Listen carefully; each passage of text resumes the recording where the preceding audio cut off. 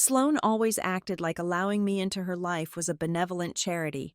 Tonight, she warned me not to embarrass her, treating me like a shameful secret that needed hiding.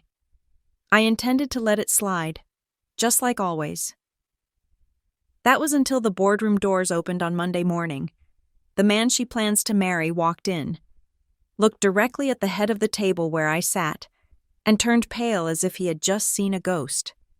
My name is Paisley Lewis, and if you asked my sister, she would tell you that my name is synonymous with wasted potential. I stood by the floor-to-ceiling glass of our apartment, watching the relentless Seattle drizzle blur the lights of the waterfront below. It was that specific kind of Pacific Northwest gray, the color of wet concrete and old dimes, a shade that usually made me feel calm, anchored. Tonight, however, the rain felt like static interference. Behind me, the soft, rhythmic chopping of vegetables against a wooden board provided a counterpoint to the tension coiling in my stomach. Terrence was making dinner. He always cooked when he sensed a storm coming, and in the Lewis family ecosystem, a storm usually meant a phone call from Sloane. My laptop was open on the kitchen island, the screen glowing with a brightness that seemed aggressive in the dim room. It was not displaying job search engines or budget travel blogs. As my family might have assumed, it was displaying a secure board portal, specifically the finalized agenda for a meeting scheduled for Monday morning at 9 o'clock. The document was dense, filled with confident legal phrasing and the kind of financial projections that steered markets. I was not just attending this meeting, I was chairing it. The phone buzzed against the marble countertop. The screen lit up with the name Sloane. Terrence stopped chopping. He did not look up, but his shoulders tensed, a silent acknowledgement of the intrusion. I took a breath, the kind you take before diving into cold water, and swiped to answer. Paisley, Sloane said. No greeting, no warmth, just my name, spoken with the clipped efficiency of a project manager dealing with a vendor she intended to fire. Tell me you are ready, and please tell me you are not wearing that awful oversized cardigan you had on at Mom's birthday. Hello to you too. Sloane, I said, keeping my voice level. I turned my back to the window, leaning against the cool glass. I am getting ready now. We have plenty of time. We do not have time for errors, she snapped. The background noise on her end sounded like a high-end salon hairdryers and the murmur of expensive gossip. Listen to me. Tonight is important, critical. I need you to just blend in. Okay, can you do that for me? Blend in, I repeated. It was the family motto whenever Paisley was involved. Blend in. Don't be weird. Don't talk about your complex theories. Just smile and pass the bread. Yes, blend in, Sloane insisted. Evan is bringing some of his colleagues, high-level people. He works at a tech giant. Paisley, Keystone Vertex, you know what that means, right? It means serious business. It means stock options and boardrooms and people who matter. I do not want you boring them with whatever it is you are doing these days. I glanced at my laptop screen. The header on the document read, Keystone Vertex, Strategic Acquisition and Leadership Restructuring. Confidential. What am I doing these days? I asked, a dangerous curiosity creeping into my tone. You know, she sighed, the sound of long-suffering patience. That little tech project, the app thing, or is it a website? Look, just don't mention it. It's cute that you have a hobby, really, but these are serious professionals. They deal with billions of dollars. If you start talking about your startup coding struggles, it's just going to be awkward, for everyone, especially Evan. Terrence set the knife down. The sharp clack echoed in the kitchen. He walked over to the fridge, pulling out a bottle of sparkling water, shaking his head. He could hear her. Sloane had a voice that could cut through reinforced steel. I won't talk about work, I promised. It was not a lie. If I talked about my work, the dinner would end in silence, or a lawsuit. I'll just listen. Good, Sloane said, her voice softening slightly, though the condescension remained. And try to look polished. Evan's people are very sharp. I just want you to make a good impression, or at least, not a bad one. Don't embarrass me. Paisley, This engagement party is basically a networking event for him. Just be supportive, be normal. The line went dead. I lowered the phone and looked at Terrence. He was pouring the water into 2 glasses, his movements deliberate. He was a man of few words, a trait I cherished after a lifetime of noise. He slid a glass across the island toward me. "She is doing it again," Terrence said. It was not a question. "She is stressed," I said, reaching for the water. "She thinks she is marrying into royalty." "She thinks you are the court jester," Terrence corrected gently. He walked around the island and stood next to me, looking at the open laptop. He scanned the agenda, his eyes catching the bold warnings about insider trading and non-disclosure agreements. "You know, you could tell her that the tech giant her fiancé works for is currently sitting in your inbox waiting for your approval on a budget variance. And say what?" I took a sip of water. The bubbles bit at my tongue. "Hey, Sloane. Surprise. I am not unemployed. I am actually the interim chair of the board for the company your fiancé works for." She wouldn't believe me. Or worse, she would think I was making it up to steal her thunder. You know how she is. Any success I have is interpreted as a personal attack on her. "It is not about stealing thunder," Terrence said, resting a hand on my lower back. "It is about respect. She treats you like a child, like a failure." "Let her," I said, though the words tasted like ash. "It is safer this way. If they know who I really am, everything changes. The expectations, the requests for favors, the jealousy. Right now, I am just Paisley the disappointment. It is a quiet role. I can live with quiet." I turned back to the laptop. I needed to review the risk assessment for the Asia-Pacific expansion before Monday. My finger hovered over the trackpad, scrolling down to the section on personnel liabilities. "Monday morning," Terrence mused, leaning in to read the screen. "You are chairing the meeting at 9 o'clock. 9 sharp," I said. "It is going to be a bloodbath." The quarterly numbers are solid, but there is an internal culture issue. We are restructuring the executive tier. There are too many mid-level directors acting like kings while the product quality slips. I thought of Evan Hartman, Sloane's fiancé. I had looked up his file. Of course, a senior director of product marketing, a decent title, a respectable salary, but hardly the titan of industry Sloane described. He was a cog, a shiny, well-paid cog in a machine that I was currently responsible for oiling. Suddenly, a notification banner slid across the top of my screen. It was read a high-priority alert from the chief legal officer. "Urgent, internal monitoring suggests potential data leak regarding the pending acquisition. Chatter detected on blind forums. We need to lock down all access to sensitive drives immediately." I froze. The ambient sound of the rain against the glass seemed to vanish, replaced by the sudden, sharp clarity of crisis mode. "What is it?" Terrence asked, feeling the shift in my posture. "A leak," I murmured, clicking open the secure message. "Someone is talking. If word gets out about the acquisition before we announce it, the stock price will go haywire. The SEC will be all over us." I scanned the preliminary report. The leak seemed to be coming from the marketing or sales division, someone boasting, someone trying to impress people with inside knowledge. My stomach turned. Don't embarrass me.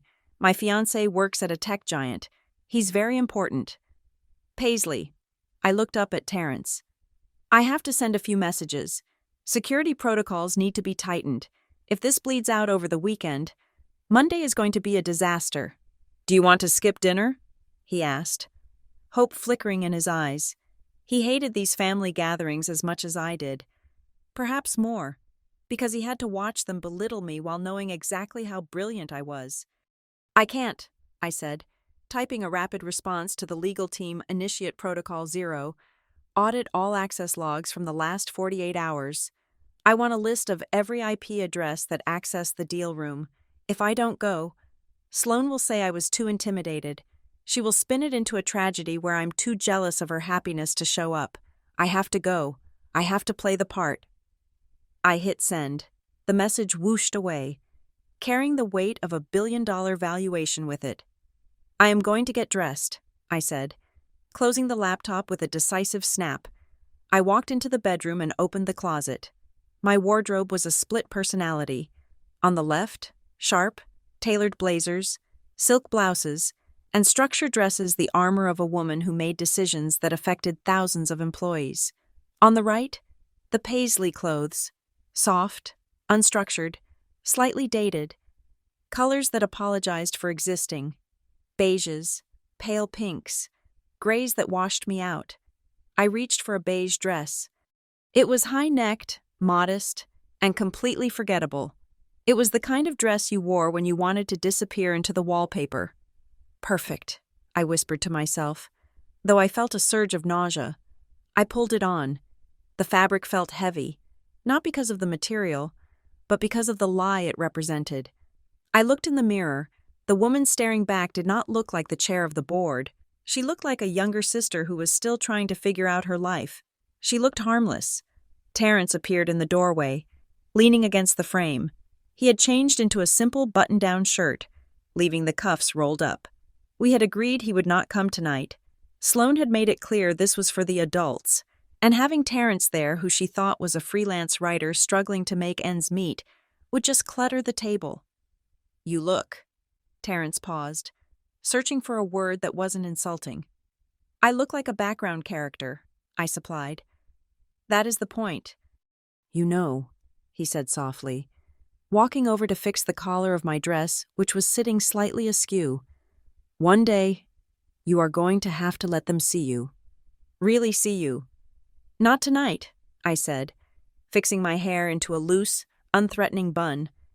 "Tonight, I am just the audience for the Evan and Sloane show." My phone buzzed again. Another message from legal logs are being pulled. We will have a suspect list by Monday morning. Monday morning.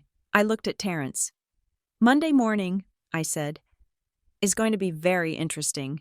Just survive the appetizer," he advised, kissing my forehead. "And don't drink too much wine. You know you get honest when you drink." "I will be stone-cold sober," I promised. "I need my wits about me. If there is a leak, and if it is coming from someone connected to the marketing team," I let the thought trail off. But the implication hung in the air between us. I grabbed my purse, a worn leather bag that looked cheap, but was actually vintage. Another detail Sloane would misinterpret, and headed for the door. "Have fun," Terrence said, his voice dry. "I'll try," I replied. I stepped out of the apartment and into the elevator, as the numbers counted down to the lobby. I checked my reflection in the polished metal doors one last time.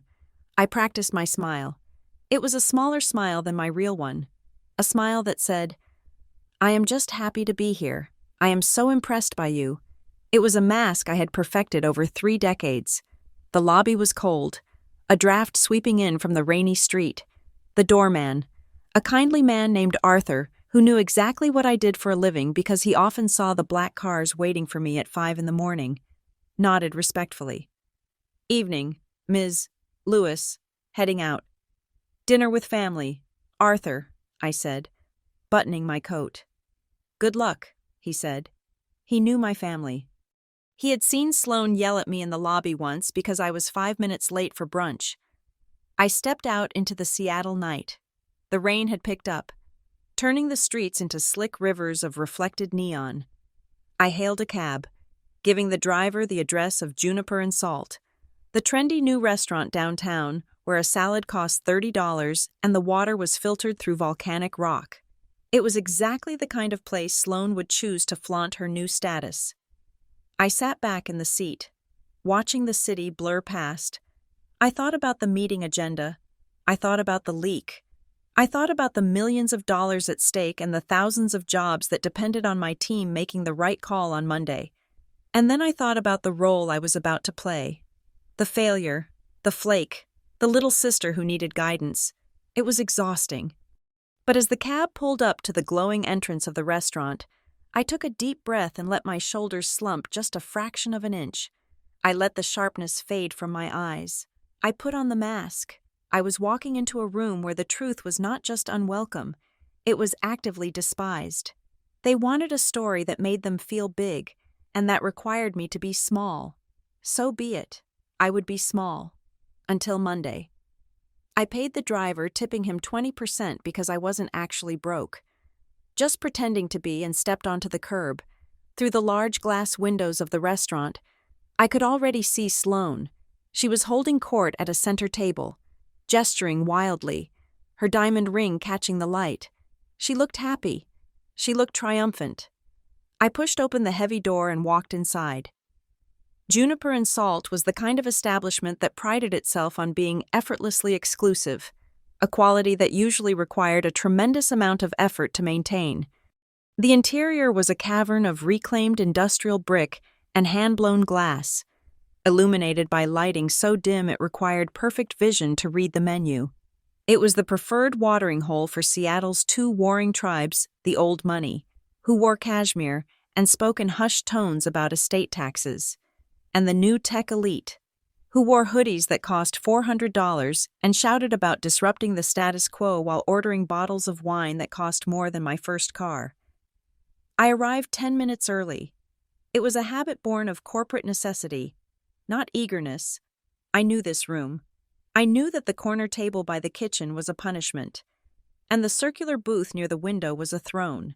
I knew that the maitre d' was named Marcus, and that he was currently hiding a bottle of rare bourbon for a senator who was running late. When I walked in, Marcus gave me a flicker of recognition, a subtle nod that acknowledged I belonged here, even if my attire suggested I was merely passing through.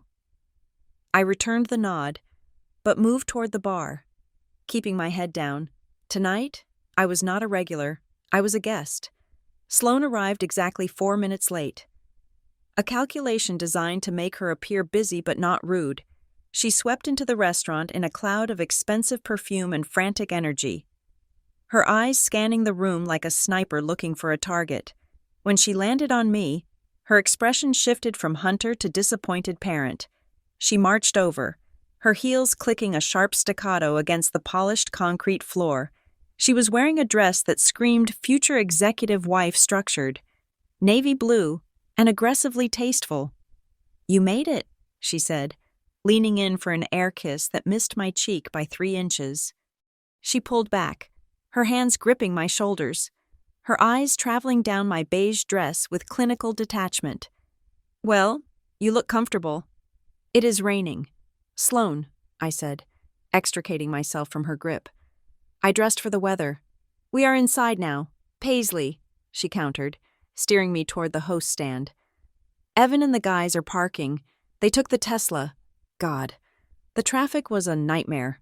But you know how it is. Or well, I guess you don't really deal with rush hour these days. "Do you? How is the job search going? Any bites? Or are we still in the finding ourselves phase?"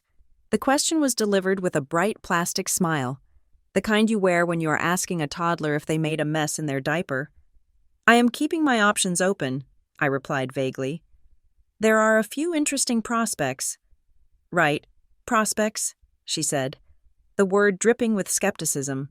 She glanced around, checking to see if anyone important had overheard us. "Just try not to bring up the whole struggle thing tonight. Evan's friends are high performers. They don't really speak the language of unemployment." We were led to our table, a prime spot near the center of the room. It was not the window throne, but it was close enough to see and be seen. As we sat, my phone buzzed in my purse. I glanced down. It was a text from Terrence. "I am eating grilled cheese and watching a documentary about fungus. If you need an escape route, text me the word mushroom." A small, genuine smile touched my lips, quickly extinguished as I saw Evan approaching. Evan Hartman walked like he was parting the Red Sea. He was a tall man, handsome in a generic, catalog sort of way, with hair that remained perfectly still despite the wind outside. He was flanked by 2 other men who looked like photocopies of him at slightly different zoom levels. They were laughing loudly at something Evan had said, a performative laughter that announced to the room, "We are having a better time than you." "Ladies," Evan announced, spreading his arms wide as he reached the table. He ignored me entirely at first, leaning down to kiss Sloane on the lips for a second too long, marking his territory. Then he turned to me. He extended a hand. His grip was firm, aggressive, the kind of handshake that wasn't a greeting but a test of dominance. He pumped my hand once, twice, then released it as if he had gathered all the data he needed. "Paisley, good to see you," he said, his eyes already drifting past me to scan the menu. "Sloane tells me you're holding down the fort on the domestic front." "Something like that," I said, taking my seat. "These are the boys," Evan said, gesturing to his clones. "Brad and Justin, they're on my team at Keystone. Killers, both of them, absolute savages in the boardroom." Brad, a man with a jawline so sharp it looked surgically enhanced, gave me a tight nod. "Nice to meet you. Sloane says you're between gigs." "Paisley is working on a personal project," Sloane interjected quickly, placing a protective hand on Evan's arm. "She is very creative, artsy stuff, coding little websites, that sort of thing." "Cute," Justin said, picking up the wine list. "Everyone needs a hobby. Keeps the mind fresh." I picked up my water glass, watching the condensation slide down the side. The waiter appeared, and Evan ordered a bottle of Cabernet that cost $300 without asking if anyone liked red wine. He did it with the casual arrogance of a man who assumed his taste was universal law. "So," Evan began, leaning back and unbuttoning his suit jacket. "Big week coming up. Huge. I don't know if Sloane told you. Paisley. But things at Keystone are going roughly 1,000 miles an hour right now. We are scaling up." "Is that so?" I asked politely. "Oh, yeah. The integration phase is brutal," Evan said, waving a hand. "I have been in meetings with the C-suite all week. The CEO, the chair, they are leaning on my team hard. We are basically the engine room right now. If we stop, the whole ship sinks." "Evan is being modest," Sloane beamed, looking at him with an adoration that made my teeth ache. "He is practically running the department. He told me the board is looking at his projections for the next quarter to decide the entire company strategy." "Well, Evan said, feigning humility while preening like a peacock. "When you are dealing with billions in assets, you can't just guess. You have to know. The executives, they look at the spreadsheets, but they look at me for the context. I tell them what the numbers actually mean." "Must be a lot of pressure," I said. "It is not for everyone," Brad chimed in, tearing a piece of artisan bread. "That is why the turnover rate in this industry is so high. You have these little startups, these garage operations, and they think they can play in the big leagues. It is adorable, really, but they don't understand scale. They get crushed. Cute, but they die young." I felt a sharp prick of irritation. It was one thing to be ignored. It was another to be insulted by a man whose understanding of business likely came from reading summaries of summaries.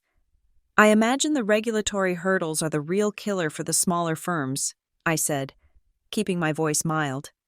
"Especially with the new compliance standards for data sovereignty in the European market. If your churn rate exceeds 5%, while your customer acquisition cost remains static, scaling is mathematically impossible regardless of how much capital you burn. Wouldn't you agree?" The table went silent. Brad paused with the bread halfway to his mouth. Justin blinked. Evan frowned, looking at me as if the breadbasket had suddenly started speaking Latin.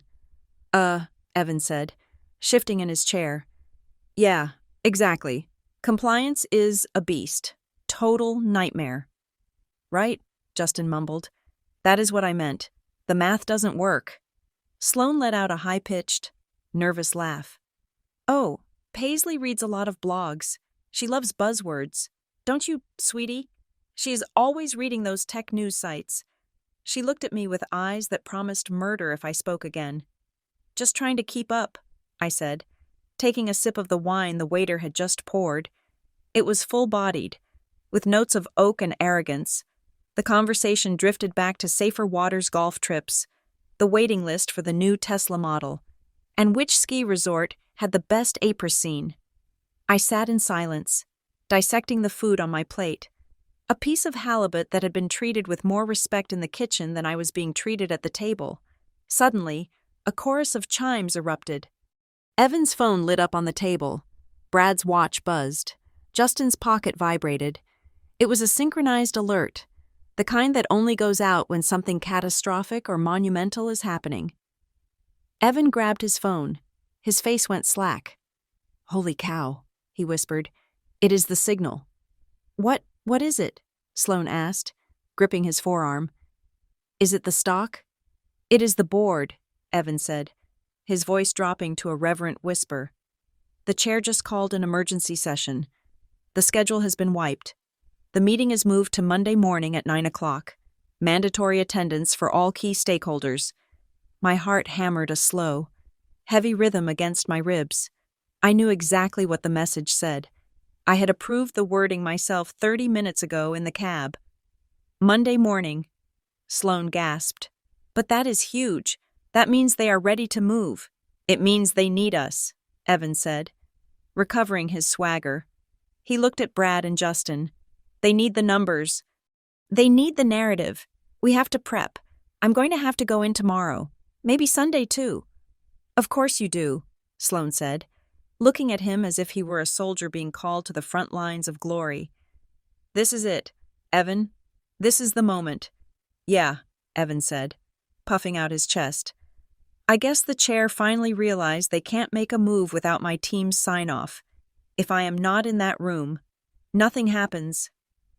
I cut into my halibut. "If you are not in that room," I thought, "it is because I haven't unlocked the door for you." The rest of the dinner was a blur of manic energy. Evan was no longer present. He was already mentally in the boardroom, rehearsing the speeches he thought he would give. Sloane was planning the celebratory dinner for his inevitable promotion. I was simply the ghost at the feast, invisible and unnecessary. When the check came, Evan threw down a platinum card without looking at the total. "Company expense," he said with a wink. "Perks of the job." We walked out into the cool night air. The rain had stopped, leaving the pavement glistening. "I will call you," Sloane said to me, her hand gripping my arm tight enough to bruise. She pulled me a few steps away from the men, lowering her voice to a hiss. "You did okay. The regulatory comment was weird, but you didn't spill anything, so I will take it. Just thank you for not making a scene." "You are welcome," I said. "This is big for us." "Paisley," she said, her eyes wide and desperate. "Evan is going to be a key player. These people matter. You have to understand that. This isn't like your little world. This is real power." "I understand," I said. "Go celebrate." "Don't wait up," she said, turning back to Evan, who was shouting something at the valet. She slipped her arm through his, anchoring herself to his rising star. I watched them get into the sleek electric car, the taillights disappearing around the corner. I let out a breath I felt like I'd been holding for 2 hours. I pulled my phone out and summoned a ride. When the car arrived, a sensible sedan that smelled of pine air freshener. I slid into the back seat and opened my laptop bag. I didn't need to look at the job search sites. I didn't need to look at the blogs. I opened the secure board portal. I navigated to the calendar event for Monday morning emergency strategy session, 0900 hours. I clicked on the attendee list. My name was at the top. Paisley Lewis, interim chair of the board. I scrolled down, past the CEO, past the CFO, past the vice presidents, past the senior directors. I found him near the bottom, Evan Hartman. His title was not executive lead or strategic director. It read Evan Hartman, marketing liaison, non-voting/presentation support only, and next to his name, in the notes column accessible only to the board, was a small tag added by HR probationary review pending. I closed the laptop. The city lights streaked by outside, a blur of gold and red. "Monday," I whispered to the empty car. "See you Monday, Evan." The silence of our apartment was not empty. It was heavy with the kind of peace that costs a great deal to maintain. When I unlocked the door and stepped inside, the air smelled faintly of lemon oil and old paper, a scent that instantly lowered my heart rate by 10 beats per minute. I locked the world out behind me, turning the deadbolt with a satisfying click that felt less like securing a home and more like sealing a vault. Terrence was exactly where I knew he would be. He was sitting at the small round table in our breakfast nook, illuminated by the warm glow of a single brass reading lamp. A book was open in front of him, but he was not reading. He was watching the door. He did not rush to greet me with frantic energy. He did not demand a report. He simply waited. His presence a steady anchor in the tidal wave of nonsense I had just survived. "You are back," he said, his voice low and steady. "I am back," I replied, leaning against the door frame for a moment to unhook the straps of my heels. I kicked them off, feeling the cool hardwood against my tired soles. And I have retained most of my sanity, though the margins are thinner than I would like. "That is a victory," he said. He stood up then, walking over to the kitchen island to pour a fresh cup of herbal tea from the pot he must have brewed 10 minutes ago. Timing it for my arrival, he slid the mug across the counter. "Are you okay?" It was the only question that mattered. He didn't ask what they said or how the food was. He asked about the structural integrity of my spirit. "I am," I said, walking over to wrap my hands around the warm ceramic. But it was illuminating. Sloane was in rare form. She treated the dinner like a press conference for her life, and I was the prop, the cautionary tale. I took a sip of the tea. It was chamomile with a hint of honey, simple and grounding. "She still believes it," I said, looking into the dark liquid. "She truly believes I am the failure. It is not just an act for her friends. It is essential to her worldview. If I am not the disaster, then she cannot be the savior. The entire architecture of her self-esteem relies on me being the cracked foundation." Terrence moved around the island and stood next to me, resting his hip against the counter. "It is a convenient narrative. It requires zero introspection on her part. And Evan," I continued, feeling the irritation flare up again. "He is a caricature. Terrence. He spent the entire night bragging about his influence, about how the board eats out of his hand. He talked about the meeting on Monday like he was the guest of honor, not a spectator." "The meeting you called," Terrence noted dryly.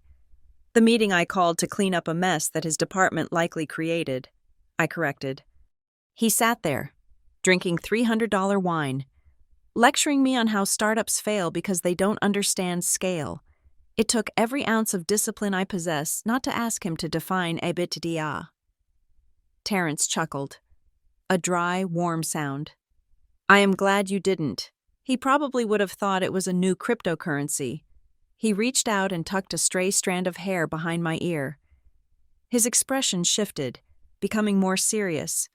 The playfulness vanished, replaced by the sharp, analytical look he wore when he was working on a complex story. "There is something else," Terrence said. "I made a few calls while you were out. I reached out to a contact I have in regulatory compliance, just to see if there was chatter." I set the mug down. Terrence was a writer, but before that, he had been an investigative journalist. He still had sources in places that mattered quiet, boring places where the real secrets were kept. "And," I asked, "there is noise," he said. "Keystone Vertex is flagging on the watch lists. There is a suspicion of a leak, a significant one. Not just gossip. Paisley. We are talking about specific details of the acquisition target being floated in private Discord servers and closed investment groups. The timing aligns perfectly with the internal memos you have been drafting." A cold chill went through me, dispelling the warmth of the tea. "If that information gets out before the announcement," I said, my mind instantly shifting into crisis management mode, "the deal is dead. The target company will pull out, or the price will skyrocket beyond our valuation cap. We are talking about a swing of maybe $50 or $60 million in market cap, overnight. And jail time," Terrence added softly. "If the SEC traces it back to an insider." I walked past him, heading straight for the living room where my work bag sat. I pulled out my laptop, the weight of it familiar and reassuring. I needed to see the data. I needed to see the board deck. I sat on the sofa, opening the device. The screen came to life, and I authenticated my login with a fingerprint and a complex password. The file opened Project Horizon, Board Strategy Execution. The agenda for Monday was brutal. Item 1, restructuring the product division to cut the dead weight. Item 2, the acquisition of a small, hyper-efficient AI firm that would automate half of what Evan's department currently pretended to do. Item 3, a vote of no confidence for the current VP of Marketing, Evan's direct boss, which would leave a power vacuum that people like Evan would kill to fill. "This is why I never told them," I whispered, staring at the glowing pie charts. Terrence sat down next to me, respecting the invisible boundary of my workspace. "Told them what?" "That you are the one holding the axe. That I am the one holding the company," I said. "Every time I tried. Terrence, think about Thanksgiving 3 years ago. I tried to tell Mom I made partner. She interrupted me to ask if I could help Sloane move her couch because Sloane is so busy with her career. They don't hear me. They have a frequency blocker installed for anything that doesn't fit the script. They prefer the version of Paisley who needs to be saved. It makes them feel generous. If they knew I was the one signing the checks, they wouldn't know how to talk to me. They would hate me." "You don't know that," Terrence said, though his tone suggested he knew I was probably right. "I do know that," I insisted. "Sloane loves being the successful one. If I take that from her, what does she have left? A fiancé who thinks compliance is a type of vegetable, a job she hates but brags about. It is not your job to manage their emotions. Paisley," Terrence said firmly, "you are managing a Fortune 500 corporation. You do not have the bandwidth to manage Sloane's ego." I looked at him. He was right. He was always right about the things I was too close to see. "You are right," I admitted. "But it is hard. Tonight, sitting there, listening to them, I felt like I was 12 years old again. I felt small." "You are not small," Terrence said. "And on Monday, you are going to be the biggest person in the room. But we need to talk about the boundaries. You cannot go in there worrying about hurting Evan's feelings. If he is part of the problem, he has to go. You cannot protect him just because he is buying your sister a wedding dress." "I know," I said. The thought made my stomach twist, but the steel in my spine was already hardening. "I have a fiduciary duty to the shareholders and the employees. There are 4,000 people working at Keystone who rely on this paycheck. I am not going to jeopardize their mortgage payments because my sister wants a glamorous wedding." "Good," Terrence said. "So, let's look at the facts. Forget the brother-in-law. Look at the employee." I minimized the board deck and opened the HR database. I had access to the personnel files of everyone director level and above. I typed in Hartman. Evan, his profile loaded, a smiling headshot, overly bright, clearly retouched. "Okay," I said, scrolling down to his employment history. "Let's look at the timeline. He joined Keystone 11 months ago. Before that, he was at Wait." I frowned, leaning closer to the screen. "What is it?" Terrence asked, peering over my shoulder. "He lists his previous role as VP of Strategic Growth at a boutique firm in San Francisco," I said, highlighting the text. "But look at the dates. He says he was there for 2 years, but here, in the background check verification notes, which he probably doesn't know are visible in this view, it says the employment was verified for only 6 months, and before that, a gap of 18 months. 18 months is a long time," Terrence observed. "What was he doing?" "On his resume, he calls it Independent Consultancy and Angel Investing." I read, my voice flat. "In corporate speak, that usually means I was fired and couldn't find a job, so I burned through my savings while pretending to be an expert. And then he lands a director role at Keystone," Terrence said. "How?" "He was hired by the VP of Marketing," I said. "The one we are investigating for incompetence. It looks like a crony hire. One buddy pulling another aboard a sinking ship." I scrolled further down to his performance reviews. They were filled with buzzwords but devoid of metrics. Great team player, high energy, strong narrative builder, nothing about ROI, nothing about conversion rates, just fluff. "He is a ghost," I said. "He is collecting a paycheck for existing. But that is not the worst part. Look at his access logs. I clicked on the security tab of his profile. As a board member conducting an active investigation, I had the right to view this. He has been accessing the shared drive for Project Horizon, I said, my finger tracing the lines on the screen. He doesn't have clearance for this. How is he getting in? Maybe he isn't, Terrence suggested. Maybe someone is giving him the files, or maybe he is using a shared login. Or maybe, I said, a dark realization forming in my mind. He is the one leaking it. He is the one trying to look important to his high-level friends. He bragged tonight about knowing what the numbers mean. He bragged about the executives looking to him. What if he is proving it by showing them documents he shouldn't have? Terrence stood up and walked to the window, looking out at the rain-slicked street. If the leak is real, he said slowly, the investigators usually look for 3 things: motive, opportunity, and stupidity. The professionals don't leak, they trade. The malicious ones leak to destroy. But the stupid ones, they leak because they want to feel powerful. They leak because they want to be the guy who knows something. I looked at Evan's smiling face on the screen. The confidence, the arrogance, the desperate need to be seen as a titan. He fits the profile, I said.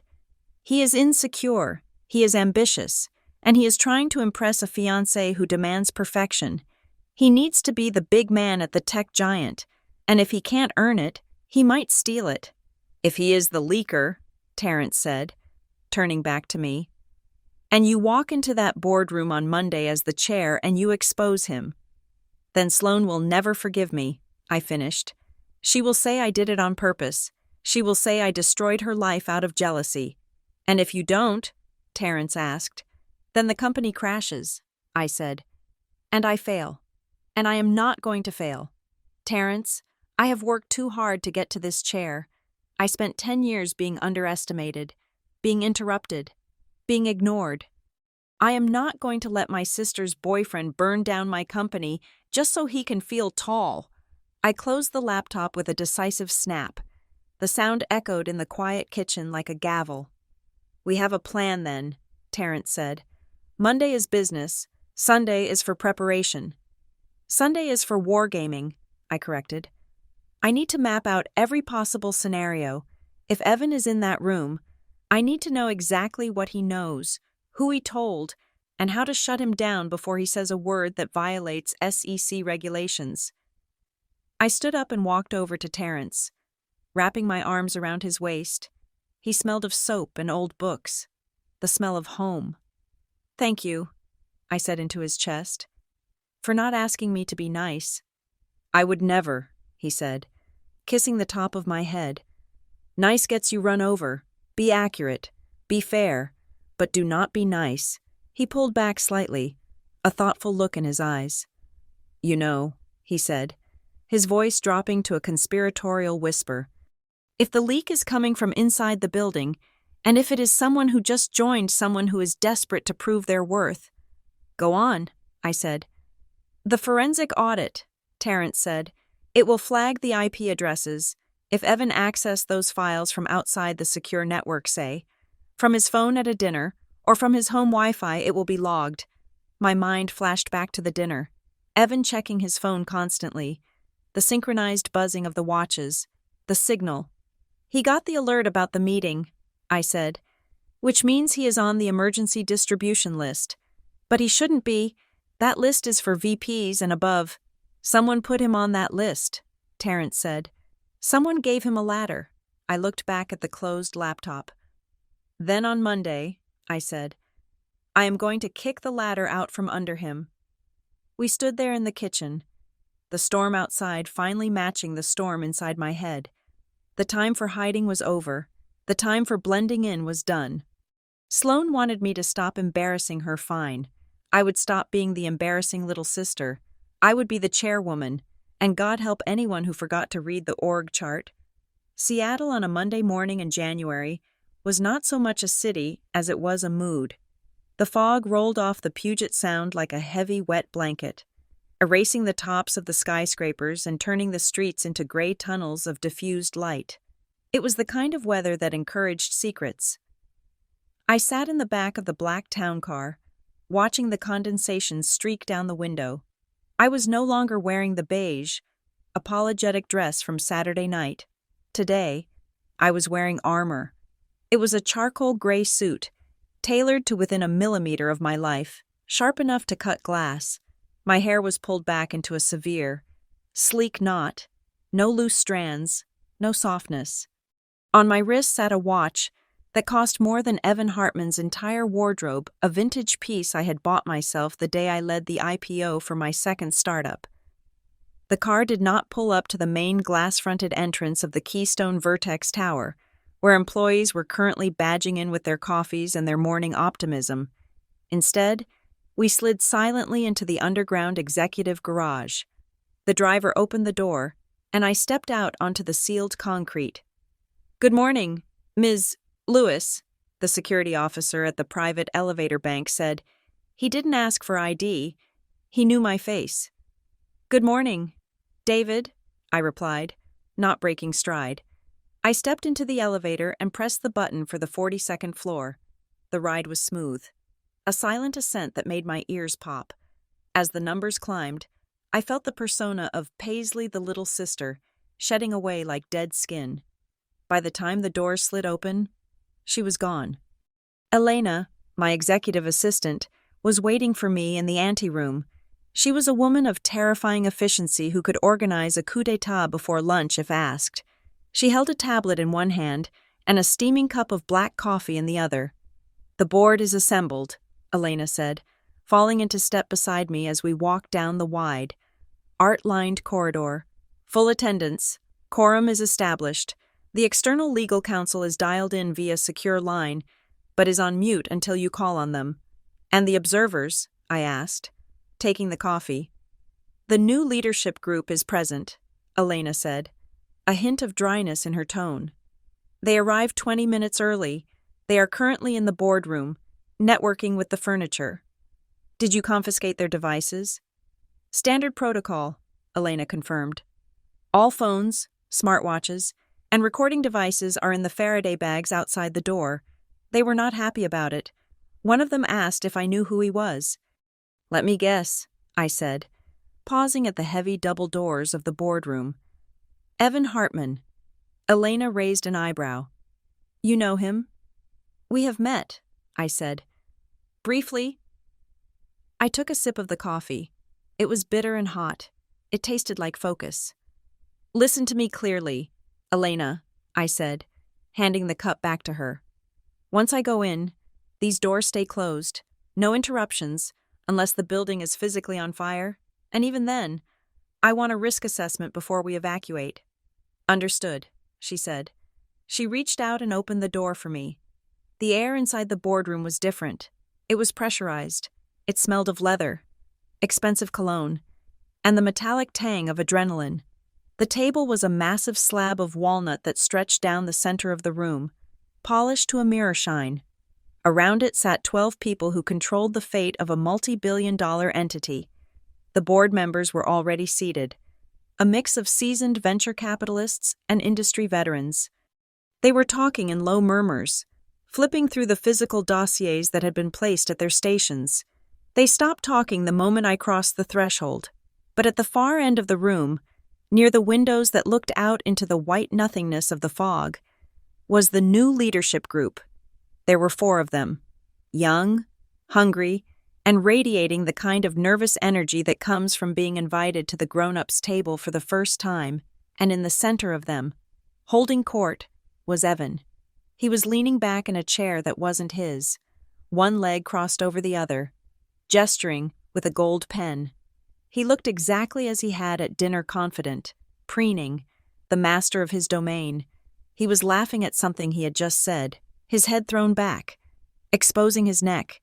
He was wearing the same suit he had worn on Saturday, or one identical to it. He looked like a man who believed the world was a vending machine waiting for him to press the button. He didn't see me at first. He was too busy performing. "The key is the narrative," I heard him say, his voice carrying across the silent room. "The board needs to understand that we are not just buying a company. We are buying a legacy.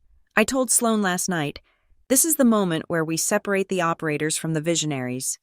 The board members near me exchanged glances. One of them, a silver-haired man named Richard, who had built and sold 3 companies, rolled his eyes slightly. I walked toward the head of the table. My heels made no sound on the thick carpet. I moved with the inevitability of a glacier. I reached the chair's seat at the head of the table. It was the only empty seat left. I placed my leather portfolio on the walnut surface. The sound was soft, a mere whisper of leather on wood. But in the silence of the room, it sounded like a gunshot. Evan stopped talking. He sensed the shift in the room's gravity. He turned his head, a smile still plastering his face, ready to charm whoever had just walked in. He probably expected the CEO, or perhaps a secretary bringing more water. His eyes met mine. For a second, there was no recognition, just a blank processing of visual data. Woman, suit, chair. Then, the context kicked in. Paisley, Sloane's sister, the failure, the one who needs a job. Why is she standing at the head of the table? His smile didn't fade. It fractured. It broke into a confused grimace. His skin, which had been flushed with the heat of his own ego, drained of color so fast it was fascinating to watch. He went from tan to gray in under 3 seconds. The hand holding the gold pen froze in midair. He blinked. Once, twice. He looked around the room, as if checking to see if this was a prank. He looked at Richard, the board member. He looked at the CEO, who was sitting to my right, waiting respectfully for me to sit. Then he looked back at me. His mouth opened slightly, but no sound came out. It was the look of a man who had walked into his own house and found a tiger sleeping in his bed. I didn't smile. I didn't wink. I didn't give him the air kiss his fiancé was so fond of. I pulled out the chair's seat and sat down. I adjusted my blazer. I clasped my hands in front of me on the table and looked directly at him. "Good morning," I said. My voice was cool, amplified slightly by the acoustics of the room. "Let's start." Evan swallowed. I saw the movement of his throat from 20 feet away. It was a violent, dry swallow. He scrambled to sit up straight, uncrossing his legs so quickly he bumped his knee against the table. The gold pen slipped from his fingers and clattered onto the floor. He didn't dare bend down to pick it up. "We have a dense agenda today," I continued, ignoring his panic and addressing the room at large. "As you know, we are in the critical phase of Project Horizon. The acquisition target has been identified, and the due diligence is complete." I tapped the cover of my dossier. "However," I said, letting the word hang in the air, "we have a problem." The atmosphere in the room shifted instantly. The smell of money was replaced by the smell of risk. The board members leaned in. The new leadership group in the corner stiffened. "We have detected irregularities," I said, keeping my eyes on the documents in front of me before lifting them to scan the room. Specifically, there has been a surge in option trading on the target company's stock in the last 72 hours. Someone is betting heavily on an announcement happening this week. I paused. I let the silence stretch. I looked at the new leadership group. I looked specifically at Evan. He was staring at his hands, which were clenched in his lap. He looked like he was trying to make himself small enough to fall through the molecular gaps in the floor. "This suggests a leak," I stated flatly. "It suggests that someone with knowledge of the timeline has shared that information with external parties." Evan flinched. It was subtle, just a twitch of his shoulder. But I saw it. He knew. He absolutely knew. The bravado from dinner I tell them what the numbers mean was gone. Now, he was just a man realizing that insider trading was not a buzzword, but a federal crime. "We have launched a forensic audit of all internal communications," I said. "We are tracking IP logins, file access times, and cross-referencing them with the timing of the trades. If the leak came from this building, we will find the source." I saw Evan's chest rising and falling rapidly. He was hyperventilating, trying to keep it under control. He looked like he wanted to vomit. "Now," I said, turning a page in my dossier. "Let's discuss the personnel implications. We are looking at a restructuring of the marketing division." The CEO cleared his throat. "Chairwoman," he said, It was the first time my title had been spoken aloud. Evan's head snapped up. Chairwoman. The word hit him like a physical blow. I saw the realization settle in his eyes, the horror of it. The woman he had insulted, patronized, and dismissed as a hobbyist was the highest authority in the room. He had bought a $300 bottle of wine to impress the person who could fire him with a single signature. Yes, David, I asked the CEO. Regarding the marketing team, the CEO said, glancing at the group in the corner. We have the proposal for the new VP appointment and the supporting team. Right, I said. I reviewed the files over the weekend. I looked at Evan again. He looked like he was praying. There is a lot of ambition in that department, I noted. Some of it misplaced. I turned to the specific file on the table. It was the special recommendations folder requests that came outside the standard HR channels. Usually, these were favors. Nepotism, the grease that kept the corporate wheel turning. I noticed something interesting in the addendum, I said, my voice dropping to a conversational volume that was somehow more terrifying than a shout. There was a late submission, a request for a special exception regarding the probationary period for one of our directors. I opened the folder. I pulled out a single sheet of paper. Mr. Hartman, I said. Evan jumped. He actually jumped in his seat. Yes. His voice was an octave higher than usual. It cracked. There is a request here to waive your standard 1-year vesting cliff for your stock options, I said, reading from the paper. The justification is exceptional contribution to strategic narrative. The board members murmured. Waiving a vesting cliff for a new hire was unheard of unless they were C-suite material. For a director. It was absurd. I didn't, Evan stammered. I mean, I don't know who sent that. It was sent directly to the compensation committee, I said, from a personal email address. I looked at the email address printed at the top of the header. I knew that address.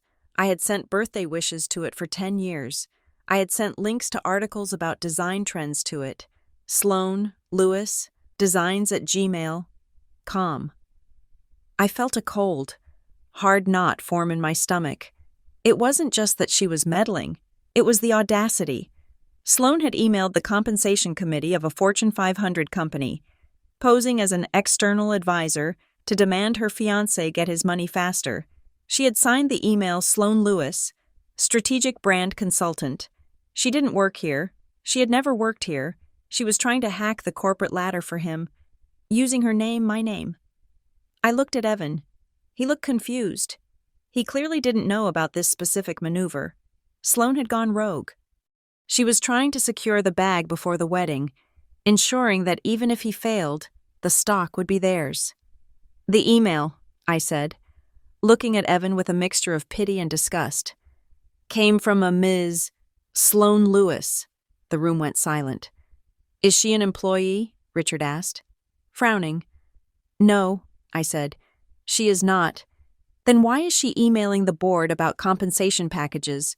The CEO asked, clearly irritated. That is a very good question, I said. Mr. Hartman, do you have any insight into why an external party, specifically your fiancé, would be petitioning the board on your behalf using a fabricated title? Evan's face went from gray to a blotchy red. He was caught in a pincer movement. On one side, the insider trading suspicion. On the other, his fiancé's clumsy attempt at manipulation. Aye, he stuttered. He looked at his colleagues. They were inching their chairs away from him, physically distancing themselves from the blast radius. We will table the discussion on Mr. Hartman's compensation, I said, closing the folder. Permanently, I turned back to the main agenda, dismissing him without another word. Let's move to the acquisition targets, I said, and let's discuss how we are going to handle this leak before the market opens. I didn't look at Evan again for the next hour, but I could feel his gaze on me. It was burning with fear. He was realizing that the embarrassing sister wasn't just a bystander in his life. She was the one holding the magnifying glass over his anthill, and the sun was coming out. The heavy oak doors of the boardroom clicked shut behind me, sealing the air-conditioned tension inside. I walked down the corridor toward the chairwoman's suite, my heels sinking into the plush carpet. The silence of the hallway should have been a relief. Instead, it was merely the calm before the digital storm. My phone, which I had kept face down and silent during the 3-hour interrogation of the company's future, began to vibrate against my palm. It did not stop. It buzzed with the frantic, rhythmic persistence of an angry hornet. I stepped into my temporary office and tossed the device onto the desk. It skidded across the mahogany surface, the screen lighting up in a strobe effect of notifications. Sloane 12 missed calls. Sloane 28 text messages. Mother 4 missed calls. Father 2 missed calls. Unknown number 3 missed calls. Evan Hartman 1 text message. I sank into the leather chair, the adrenaline from the meeting draining away to leave a cold, hard exhaustion in its place. I reached for the phone. I had to drain the poison before it spread. I opened Sloane's thread first. It was a manifesto of victimization. You did that on purpose. You let me walk into that dinner and talk about Evan's job when you knew. You are sick. Paisley, I am humiliated. I am literally throwing up in the bathroom at work. How could you make me look like an idiot in front of the board? Pick up the phone. Do not ignore me. You are just jealous because I am happy and you are alone with your weird husband. I read the messages with a detachment that surprised even me. There was no apology for the unauthorized email she had sent to the compensation committee. There was no realization that she had almost committed fraud. There was only the burning shame of a narcissist who had been caught rewriting reality. To Sloane, the crime was not the lie. The crime was the exposure. I scrolled down to Evan's message. It had come through 5 minutes ago, likely typed under the table while the CEO was discussing quarterly projections. Paisley, we need to talk. Privately. Please. There is a misunderstanding about the email. I can explain. Can I come to your office? It was a masterpiece of corporate survival. Not, I am sorry I treated you like garbage. Not, I am sorry my fiancé tried to manipulate the board. Just misunderstanding and I can explain. He was calculating the odds of keeping his job, weighing his relationship with Sloane against his vesting schedule. My office line rang. I picked it up, expecting Elena. Paisley, Terrence's voice came through, grounding me instantly. I am seeing the logs. And, I asked, rubbing my temple. The legal team is scrubbing them now, he said. But it looks messy. There are multiple access points from unverified devices. The forensics team is flagging a pattern that matches the timing of the leaks. They are going to push for an independent investigation. Paisley, you know what that means. It means external auditors, I said. It means the SEC gets a courtesy call. It means we turn the company inside out.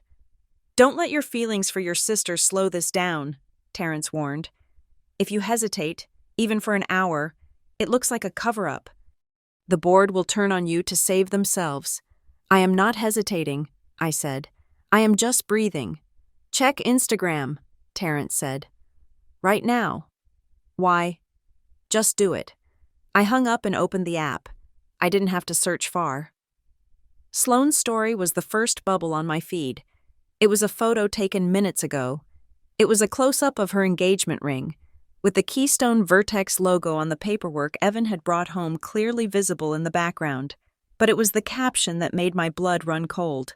So proud to be joining the Keystone Power family when your sister runs the board and your fiancé runs the marketing division. You know big things are coming. Power couple family empire. Keystone Vertex. She had tagged the company. She had tagged Evan.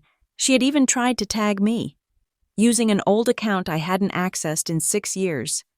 Oh, Sloane, I whispered, closing my eyes. You idiot. She wasn't just bragging. She was publicly confirming the very nepotism accusation that could get us all sued. She was drawing a direct line between my position as chair and Evan's employment, implying a family empire at a publicly traded company where shareholder value was supposed to be the only god. I hit the intercom button. Elena, get the VP of Communications in here, now, and tell legal to draft a cease and desist for social media usage regarding company trademarks. I don't care who it is sent to." "On it," Elena replied, her voice clipping with urgency. I picked up my phone again to clear the voicemails. I needed to hear it. I needed to hear the sound of the bridge burning. The first was from my mother. Her voice was high, breathy, laced with that specific tone of wounded matriarchy she used to guilt us into holiday dinners. "Paisley, it is Mom. Sloane just called me in hysterics. She says you are the boss at Evan's company. I don't understand. Why didn't you say anything? We were just talking about your job search on Sunday. Why would you lie to us? You know how sensitive Sloane is. You should have warned her. Call me back. We need to fix this before the wedding planning gets ruined." She didn't ask if I was proud of my achievement. She didn't ask how I managed to lead a multi-billion-dollar corporation. She asked why I hadn't managed Sloane's feelings better. The second was from my father. "Hey, kid. Mom is crying. Something about you being a chair." "Is that like a department head? I thought you were doing computer stuff. Anyway, call your mother.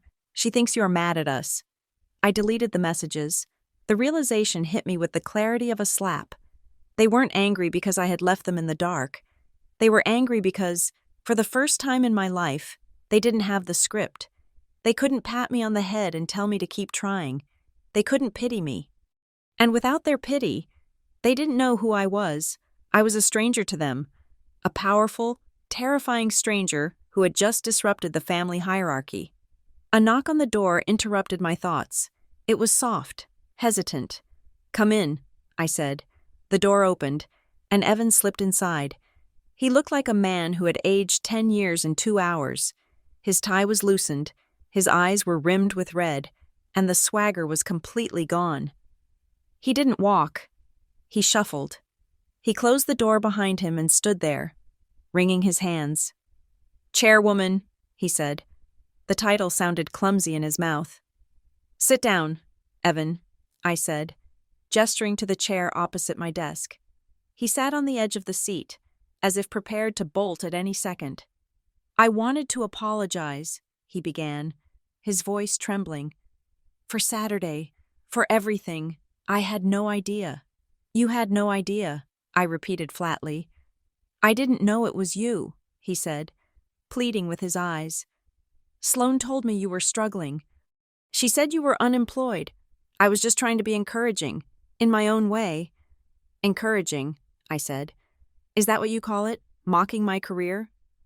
"Lecturing me on scale. While you drank wine, you charged to my company."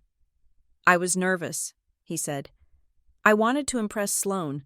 I wanted to look like I belonged." "And now?" I asked. "Do you feel like you belong?" "I need this job."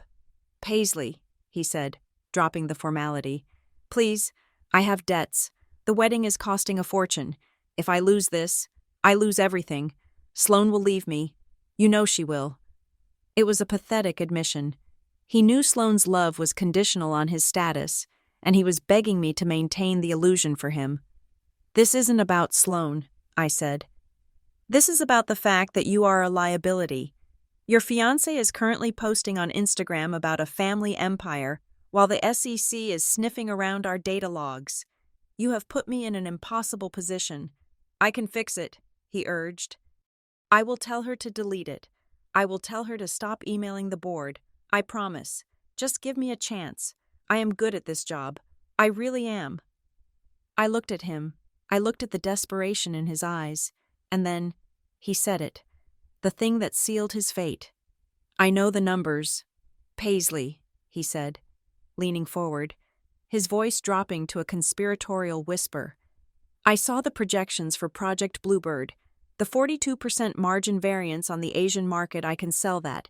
I can spin that narrative to the investors better than anyone. I know why we are buying them." The room went dead silent.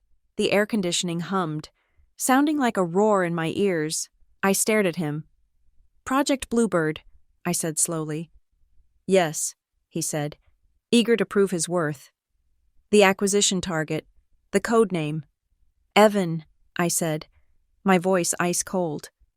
The code name Project Bluebird was only used in the initial draft of the due diligence report. The draft that was stored on the secure, Level 5 encrypted drive? The draft that was replaced 2 weeks ago? Evan froze. His mouth stayed open, but the words died in his throat. The final dossier, the one everyone else has seen, refers to it as Project Horizon. I continued. The only people who saw the Bluebird file were the MA team and the executive committee.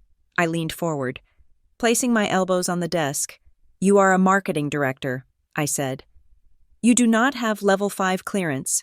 You should not know the name Bluebird, and you certainly should not know about the 42% margin variance, because that figure was redacted in the general release.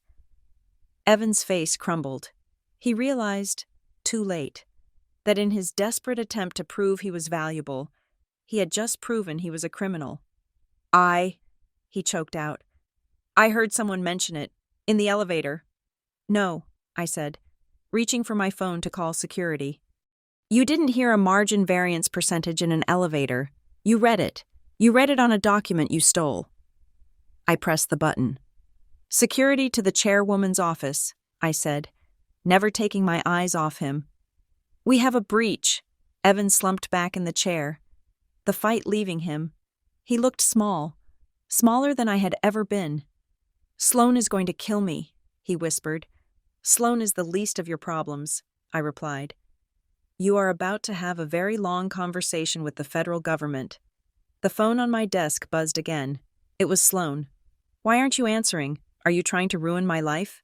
I looked at the text, then at the man sitting across from me, awaiting his execution. No, Sloane, I said to the empty room. You manage that all on your own. The formation of a special committee is the corporate equivalent of reading someone their rights. It signals that the time for conversation has ended and the time for evidence collection has begun.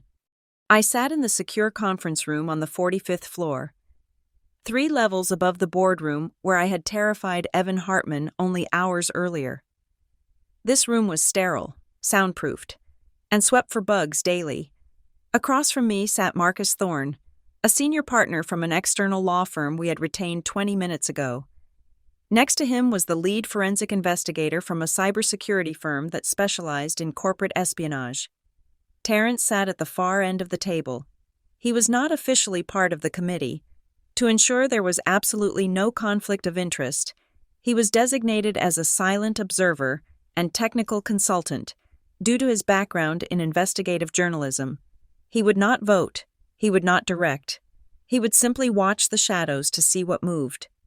The mandate is clear, I said, placing a single sheet of paper on the table. We are investigating a potential breach of fiduciary duty and unauthorized dissemination of material non-public information regarding Project Horizon. We need to isolate the source of the leak, assess the damage, and secure the perimeter. We will need full access to the internal servers, the forensic investigator said. Specifically, the email archives and the device logs for the marketing division. You have it, I said, but we are going to implement a least privilege protocol effective immediately. Revoke administrative access for everyone below the C-suite, no exceptions. If they need to open a PDF, they can ask IT for permission. That is going to cause a riot, Marcus noted, adjusting his glasses. The directors are used to having free rein. Let them riot, I replied. I would rather have angry employees than an indicted company. The order went out at 1 o'clock in the afternoon. The reaction was instantaneous. My dashboard, which monitored internal IT support tickets, lit up like a Christmas tree, but one reaction stood out above the rest. According to the report filed by the head of IT, 10 minutes later, Evan Hartman had stormed into the server room demanding to know why his laptop was locking him out of his own work. He had screamed at a junior technician, invoking the name of the board, claiming he had special dispensation from the leadership team when the technician refused to budge. Evan had thrown a stapler at the wall. He is panicking, Terrence murmured, looking at the incident report on his tablet. An innocent man asks why the system is down. A guilty man asks who turned it off. By 3 o'clock, the initial forensic image of Evan's work laptop was complete. The investigator projected the timeline onto the smart wall. Here, the investigator said, pointing to a cluster of data points dated 3 days ago. At 11 o'clock at night on Friday, the user account associated with Evan Hartman initiated a bulk download from the shared strategy drive. He pulled 4 gigabytes of data. 4 gigabytes, I asked. That is not just a slide deck. That is the entire repository, the financial models, the personnel files, the risk assessments. Correct, the investigator said. And look here, 20 minutes after the download, there is an execution command for a piece of software called Scrub It. It is a freeware tool designed to wipe temporary files and browser history. He tried to clean the scene, Marcus said, shaking his head. Amateur. He wiped the local cache, but he didn't realize the server logs every download request independently of the user's machine. He left a footprint the size of a dinosaur, I said. He downloaded the files. He tried to hide it. And then, I looked at the timeline again. And then, the next morning, the option volume on the target company spiked. I finished. I sat back in my chair. The pieces were locking together with a satisfying, terrible click.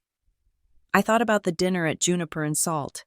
I thought about Evan puffing out his chest, using words like billion and executive, as if they were magical incantations.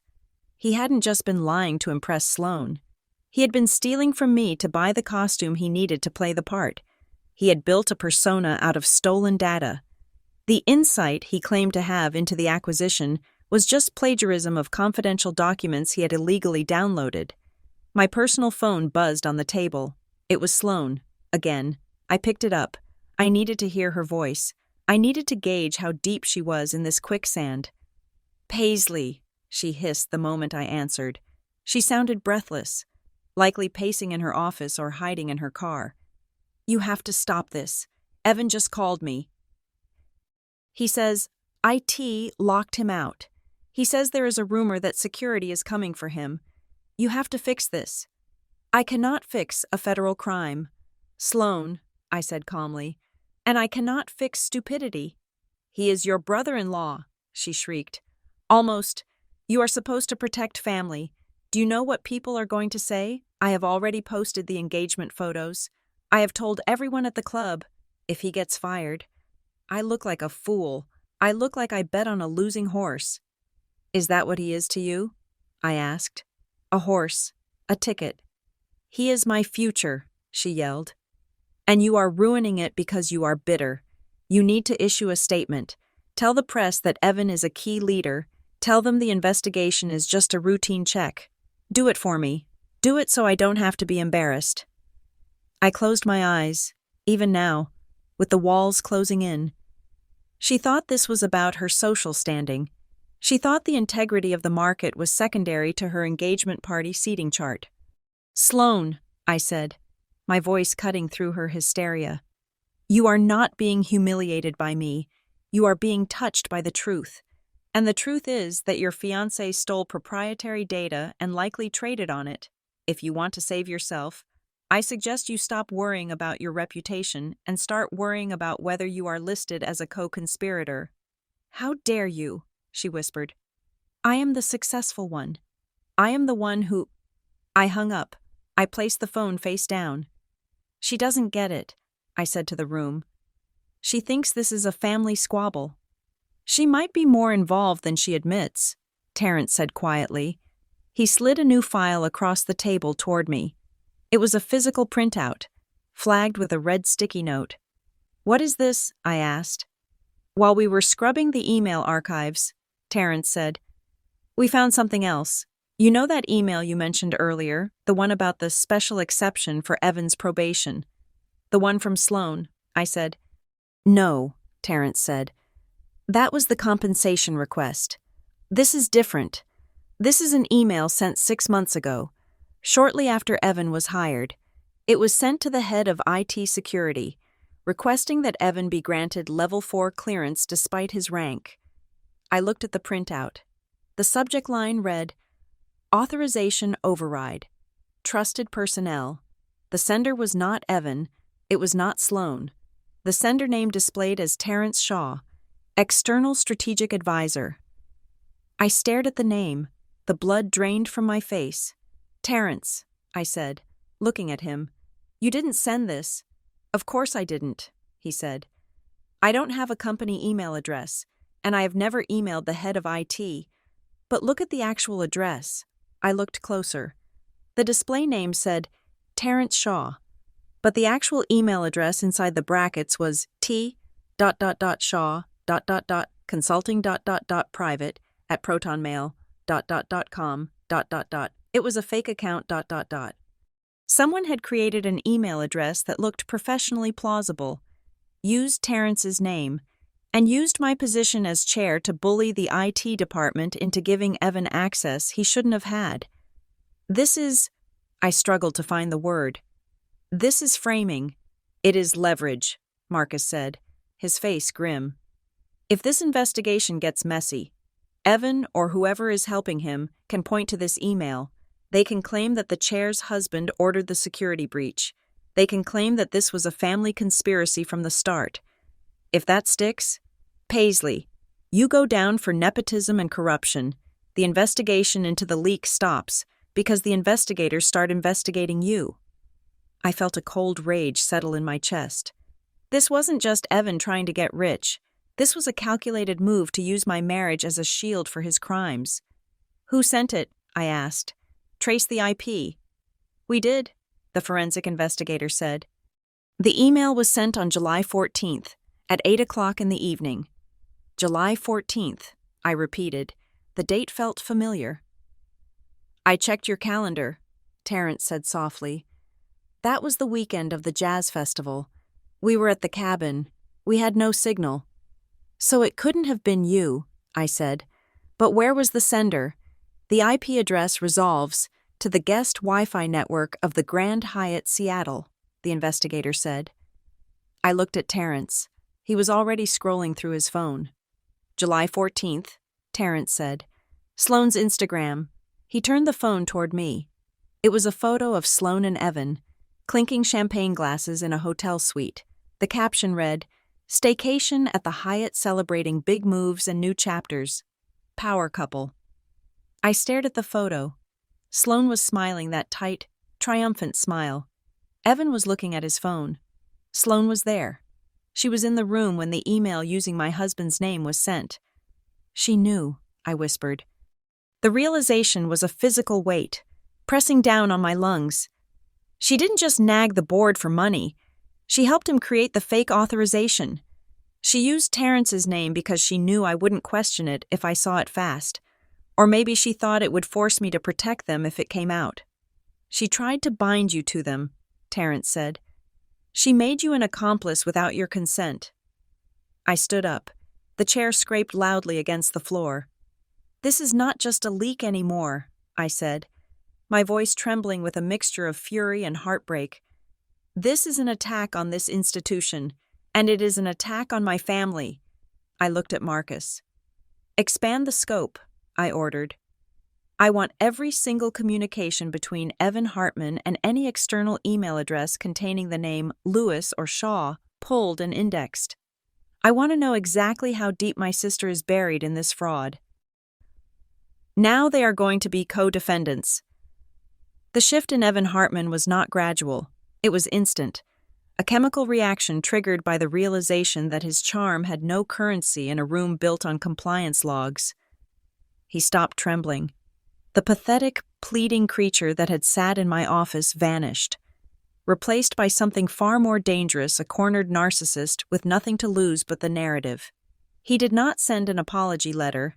Instead, at 2 o'clock in the afternoon, my secure inbox pinged with a message from his personal attorney. It was not a legal defense. It was a threat dressed in a suit. The message implied that if Keystone Vertex pursued a hostile termination, Mr. Hartman would be forced to discuss the toxic culture of nepotism that pervaded the company's highest levels. He cited the fact that the chairwoman had allowed her future brother-in-law to operate without oversight for months. He was flipping the board. He was betting that I would fear a scandal more than I feared a leak. 20 minutes later, the first article dropped. It appeared on Tech Inquisitor. A blog known for biting, anonymous industry gossip that often moved stock prices. The headline was vague but targeted. The Shadow Throne is Keystone Vertex's boardroom becoming a family living room. I read the text on my phone. Standing by the window of the conference room, the article claimed that an unnamed high-ranking executive had been secretly funneling sensitive data to family members to boost their profiles. It hinted that the recent crackdown was a lover's quarrel, spiraling out of control. It didn't name me, but it didn't have to.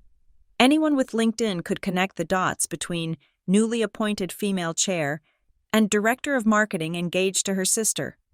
"He is burning the house down," Terrence said. Standing behind me, he was reading the same article on his tablet. "He is trying to make himself the victim. If he gets fired now, he claims it is retaliation for a personal dispute. He is muddying the water," I said, my voice tight. "He wants the board to think I am a liability. If I am the source of the drama, they might remove me just to stop the noise." My phone rang. It was my mother. I hesitated. I knew what this call was. Sloane had gotten to them, but I had to answer. I had to know the shape of the weapon being used against me. "Hello, Mom," I said. "How could you—" Her voice was trembling, not with sadness, but with a sharp, accusatory indignation. "Sloane just left here. She is devastated. Paisley, she told us everything. Did she tell you that her fiancé stole corporate data?" I asked. "She told us that you have been hiding your job for years because you were ashamed of us," my mother snapped. "She said you think we are not good enough to know you are a big shot, and now that Sloane found out, you are punishing her. You are trying to fire Evan just to ruin her wedding because you can't stand seeing her happy." "That is a lie," I said, feeling a familiar, dull ache in my chest. "I didn't tell you about my job because every time I tried to speak, you asked me to pass the salt to Sloane." "Don't you dare blame us," my father's voice cut in from the background. "You have always been secretive. You think you are better than everyone. Now you are using your fancy lawyer friends to attack your sister's fiancé. That boy has been nothing but respectful to us. He is family." "He is a criminal, Dad," I said, gripping the phone. "He has committed fraud." "He is ambitious," my mother cried. "And you are jealous. Fix this, Paisley, or don't bother coming to the wedding. In fact, don't bother coming to Sunday dinner." The line went dead. I stared at the phone. Evan had played the perfect card. He knew he couldn't win on facts, so he had weaponized my family's insecurities. He had turned my silence into arrogance and my integrity into spite. "They don't know," Terrence said softly. "They are reacting to a story. They chose the story they wanted to believe," I replied, putting the phone away. And it wasn't mine. A knock on the door broke the heavy silence. Elena entered, looking pale. "Mr. Hartman is requesting a final meeting before the formal disciplinary hearing," she said. "He says he has information regarding the integrity of the investigation."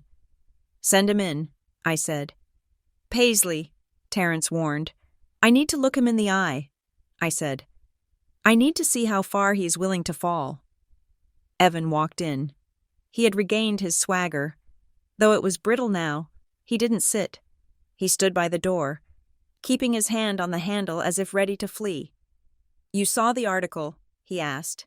His tone was casual, conversational. "I saw the libel lawsuit waiting to happen," I corrected.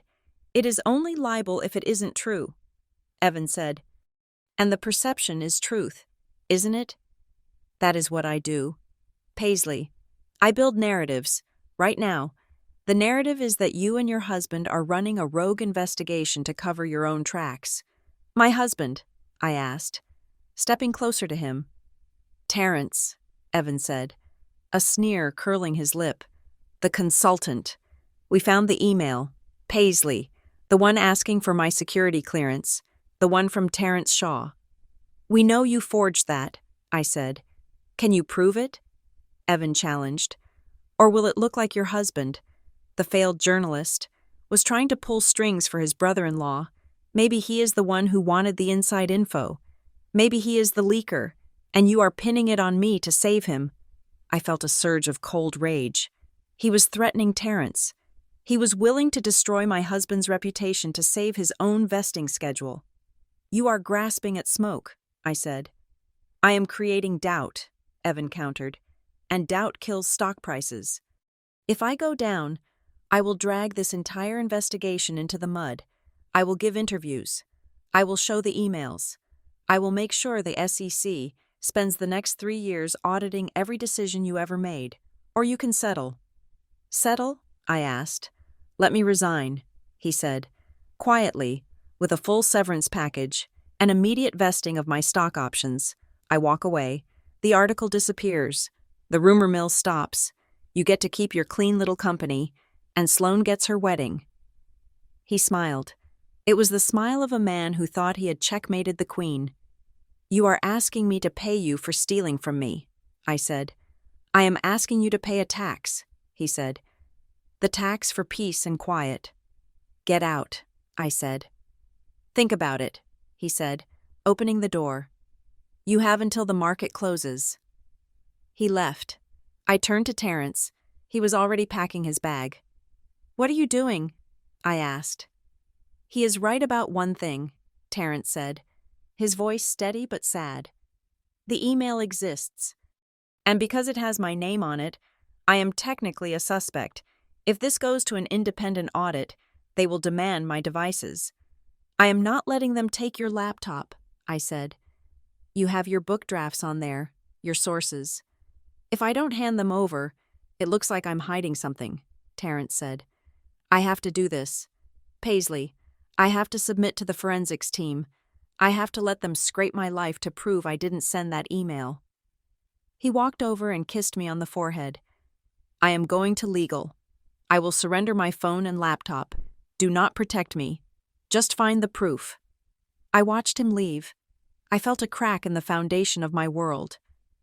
Terrence, the most honest man I knew, was being stripped of his privacy because my sister's fiancé was a con artist. I went back to the boardroom. The atmosphere had shifted. The confidence from the morning had evaporated, replaced by nervous pragmatism. Chairwoman, Richard said, looking uncomfortable. We have been discussing the risk profile. The article is gaining traction. The stock is down 2% in after-hours trading. And, I asked, taking my seat, perhaps we should consider the settlement, another board member suggested. If Mr. Hartman resigns voluntarily, we avoid a public trial. We avoid the discovery phase where all our emails get read by the press. We pay him out. We sign a non-disclosure agreement, and we move on. It is the pragmatic choice. It is the cowardly choice, I said. It is business. Richard argued. A prolonged scandal destroys value. Sometimes you have to pay the extortionist to save the hostage. I looked around the table. They were all thinking it. Just pay him. Make it go away. Let the liar win so we can go back to making money. If we pay him, I said, my voice shaking with the effort to keep it steady, we are telling every employee in this company that ethics are negotiable. We are telling the market that we can be blackmailed. And I will not sign that check. I will not authorize a single cent of shareholder money to go to a man who tried to sabotage us. Paisley, Richard warned, this is not personal. You are right, I said. It is not personal. It is structural. If we buy his silence, we admit we have secrets. I have no secrets. Do you? The room fell silent. They looked at me, and for the first time, they didn't see a woman trying to hold on to power. They saw a wall. We continue the investigation, I ordered, and we find the money. An hour later, the door flew open. It was the lead forensic investigator. He was holding a tablet, his face flushed with the thrill of the hunt. We found it, he said. The leak, I asked. The trade, he corrected. We tracked the IP address that Evan used to access the Bluebird files. We cross-referenced it with the timing of the suspicious trades. We found a match. He threw the tablet onto the table. It showed a brokerage account statement. The account made a purchase of 50,000 call options on the target company 3 days ago, the investigator said. The potential profit, if the deal was announced today, would have been nearly $2 million. Who owns the account? I asked. Is it Evan? No, the investigator said. Evan is too smart for that. He wouldn't use his own name. He used a proxy. I looked at the name on the account. It wasn't Evan. It wasn't Sloane. It was Eleanor Vance. I frowned. Who is Eleanor Vance? We ran a background check, the investigator said. She is 78 years old. She lives in a nursing home in Florida. I don't know her, I said. No, the investigator said. But you know her granddaughter. He swiped the screen. A family tree appeared. Eleanor Vance was the maternal grandmother of Sloane Lewis. My breath caught in my throat. Eleanor was our grandmother, our Nana. She had severe dementia. She hadn't known her own name for 5 years. He used Nana, I whispered. The horror was so absolute it felt cold. He used a woman who doesn't even know where she is to open a trading account. He needed a signature, the investigator said. Or a power of attorney. My phone rang. It was Sloane. I picked it up. Sloane, I said. Tell me you didn't. Didn't what? She asked, her voice shrill. Are you going to fix this or not?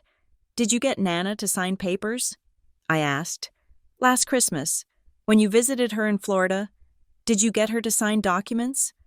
There was a silence on the other end, a long, terrifying silence. Evan said it was for her estate, Sloane said, her voice dropping to a whisper. He said he could help manage her assets. He said it was complex tax stuff. He said we needed to move some money around to protect it from the government. He said it would help us buy the house.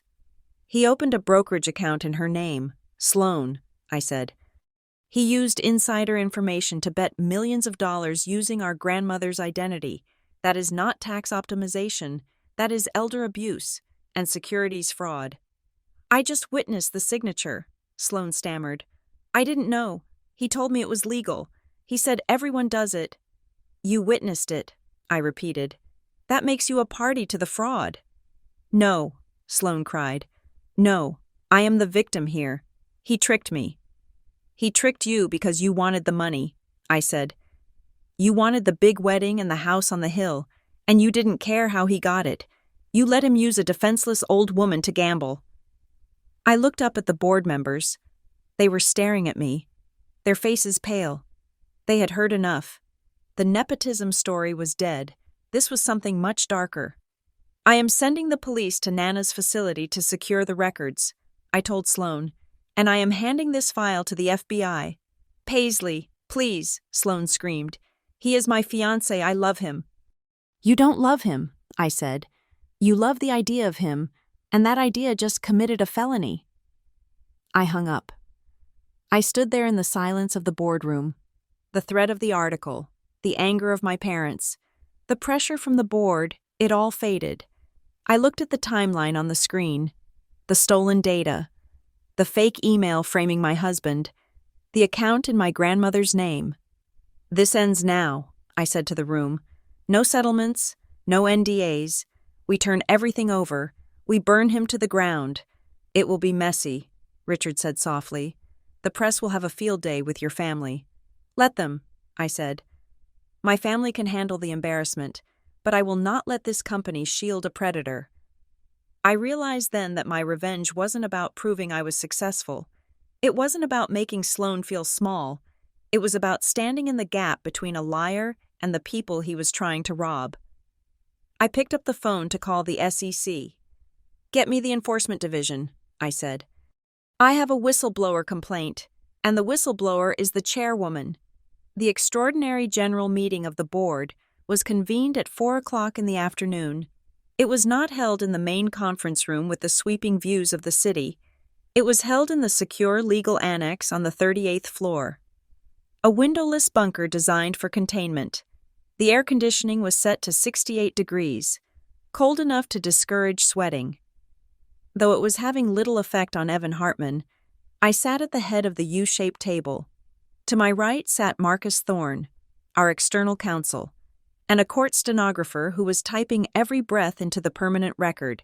To my left sat the CEO, looking like a man who had just realized his retirement plan was radioactive. Evan sat at the solitary witness table in the center of the room. He had loosened his tie. His jacket was draped over the back of the chair. He looked less like an executive and more like a defendant, though no charges had been formally filed yet. We were still in the realm of corporate governance, where the laws were written in bylaws and blood. "Mr. Hartman," Marcus began, his voice dry and devoid of emotion, "we are recording this session. You have waived your right to have personal counsel present for this internal review, stating that you have nothing to hide. Is that correct?" "Yes," Evan said.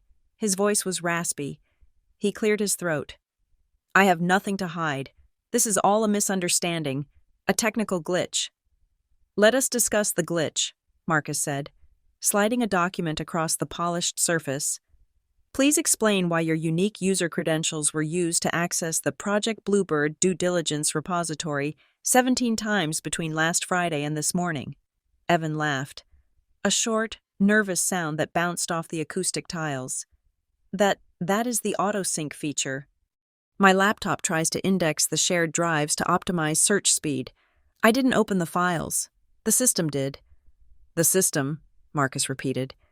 "Interesting, because the system logs show that the files were not just indexed, they were opened, and stayed open for an average of 45 minutes each, and then specific pages were printed." "I don't know what to tell you," Evan said, shrugging. "IT has been a mess all week. I have been complaining about it. Check my tickets." "We did," I spoke up. I kept my hands folded on the table, my gaze fixed on his forehead. "You submitted a ticket complaining about access rights, not synchronization errors, but let us move past the technical defense. It is boring, and we both know it is a lie." Evan's eyes snapped to mine. The hatred in them was pure and unadulterated. "I am being railroaded," he spat. "You are twisting the data to fit your narrative."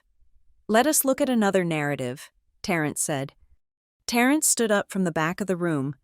He walked into the light, holding a tablet. He placed it gently on the table in front of Evan. "This is a digital fingerprint," Terrence said softly. "It is the metadata from the email sent to the head of IT security last July, the email that used my name to demand your security clearance be upgraded." "I told you," Evan said, leaning back, trying to look bored. "Your husband sent that. Maybe he wanted to feel important. Maybe he wanted to help me out." "The email was sent from a device with a MAC address ending in 4F2, Terrence said. "We cross-referenced that address with the company's Bring Your Own Device registry." Terrence swiped the screen. A new image appeared. "It matches your personal iPad, Evan," Terrence said. "The one you used to watch movies on flights. The one you registered with the IT department so you could access the guest Wi-Fi." The room went deadly silent. The glitch defense had just been dismantled. The Terrence did it defense had just been incinerated. Evans stared at the tablet. He opened his mouth, then closed it. His face flushed a deep, violent red. "You hacked my iPad," he accused, his voice rising. "We audited our network," I corrected. "You used a company network to frame the husband of the chairwoman. That is not just a policy violation. Evan, that is cause for immediate termination with cause. And it is fraud." Evan stood up. The chair scraped loudly against the floor. He looked around the room, realizing the walls were made of facts he could not climb. "This is ridiculous," he shouted. He pointed a shaking finger at me. "She is doing this because she is jealous. You all see it, right? This isn't about data. This is about her sister. Sloane hates her. Sloane has always hated her because she is the weird, antisocial one who couldn't get a date. She is trying to destroy my life because she can't stand that Sloane won." The outburst hung in the air, ugly and raw. The board members looked down at their papers, embarrassed for him. "Sit down, Mr. Hartman," Marcus said calmly. "No," Evan yelled. "I want Sloane here." I called her. "She is in the lobby. Bring her up. She will tell you that Paisley has been plotting against us for years." I pressed the intercom button on the console in front of me. Security, I said. Is Ms. Lewis in the building? Yes, chairwoman. The guard's voice crackled back. She is at the reception desk. She is distressed. Keep her there, I ordered. Do not let her up, but do not make her leave. Just hold her. Copy that. I looked back at Evan. This is not family therapy. Evan, I said, my voice cutting through his hysteria like a scalpel. This is risk management, and right now, you are the single biggest risk to this company's solvency. Sloane knows, Evan shouted, desperate to find a lifeline. Sloane knows about the trades. She signed off on them. If you take me down, you take her down. She is your sister. You want to send your sister to prison. Is that what you want? I froze. He had just admitted to the trades. He had just confessed to the insider trading and the elder abuse involving our grandmother, and in the same breath, he had tried to use my sister as a human shield. Sloane signed off on them, Marcus asked, leaning forward, sensing blood. She wanted the house, Evan cried, throwing his hands up. She pushed me. She said we needed the money for the down payment in Medina. She said, do whatever it takes, Evan. She is high maintenance. Okay, you know how she is. She is a liability. I wouldn't have done it if she wasn't constantly pressuring me to upgrade her lifestyle. The room was silent, but it wasn't empty. The glass wall that separated the conference room from the waiting area was soundproof, but the ventilation vents near the ceiling were connected. And I knew, because I had designed the office layout, that sound carried exceptionally well into the reception corridor if the voices were raised. And Evan was screaming. She is a liability, he repeated, pacing the room. She is desperate to be rich. I was just trying to keep her happy. She is the one who found the grandmother's account details. She is the one who forged the signature. I just clicked the button. He was lying about the details. The forensics showed he had done the heavy lifting, but the intent was clear. He was sacrificing her. He was painting her as the mastermind, and himself as the henchman, hoping for leniency. I looked at the door. I imagined Sloane standing on the other side of the security checkpoint, just down the hall. I imagined her hearing the man she worshipped calling her a liability. We have enough, I said to Marcus. Proceed to the background. Marcus nodded. He pulled one final file from his briefcase. Mr. Hartman, Marcus said, before we vote on your termination, there is one last matter. During our enhanced due diligence triggered by this event, we reached out to your former employer, the boutique firm in San Francisco. Evan stopped pacing. The color drained from his face again. That is sealed, he whispered. That is a sealed record. It was a non-disclosure agreement, Marcus corrected. But NDAs have clauses, and one of those clauses allows for disclosure in the event of a criminal investigation. We informed them that we are cooperating with the SEC. They sent us the file. Marcus held up the paper. 3 years ago, you were terminated for misappropriation of client funds. Marcus read. You were using client accounts to shadow trade. The firm let you go quietly to avoid a scandal. You paid back the money, and they agreed not to press charges. You then used a third-party service to clean your employment history on background checks. The board members gasped. It was the final nail. He wasn't just a desperate fiancé. He was a predator with a pattern. You hired a fox to guard the henhouse, the CEO muttered, looking at me. And now I am shooting the fox, I replied. I looked at the board. I call for a vote, I said. Motion to terminate Evan Hartman immediately for cause. Revoke all unvested and vested equity due to violation of the moral turpitude clause, and refer all findings to the Securities and Exchange Commission and the Federal Bureau of Investigation. Seconded, the CEO said. All in favor? I asked. 12 hands went up. The motion carries, I said. I looked at Evan. He was trembling. Mr. Hartman, I said, you are no longer an employee of Keystone Vertex. Please place your badge and your phone on the table. Security will escort you out of the building. You are banned from the premises effective immediately. Evan looked at me. He looked at the badge. He threw it on the table with a clatter. You will regret this, he snarled. I will ruin you. You don't have the leverage, Evan, I said. You don't even have a job. Two large security officers stepped into the room. They flanked Evan, taking him by the arms. He didn't fight. He just sagged, a deflated balloon of ego. They marched him out. I sat there for a moment, listening to the silence return to the room. I felt heavy. I felt old, but I felt clean. Meeting adjourned, I said. I stood up and walked out of the room, followed by Terrence. We walked down the corridor toward the elevators, and there she was. Sloane was sitting on a bench near the reception desk. She was wearing a white coat, pristine and sharp, but she looked like she had been broken in half. Her makeup was smeared. Her hands were clutching her purse so tightly her knuckles were white. She had heard. The look in her eyes told me she had heard everything. She had heard the man she loved call her a liability. She had heard him blame her for his crimes. She had heard him try to send her to prison to save himself. She looked up as I approached.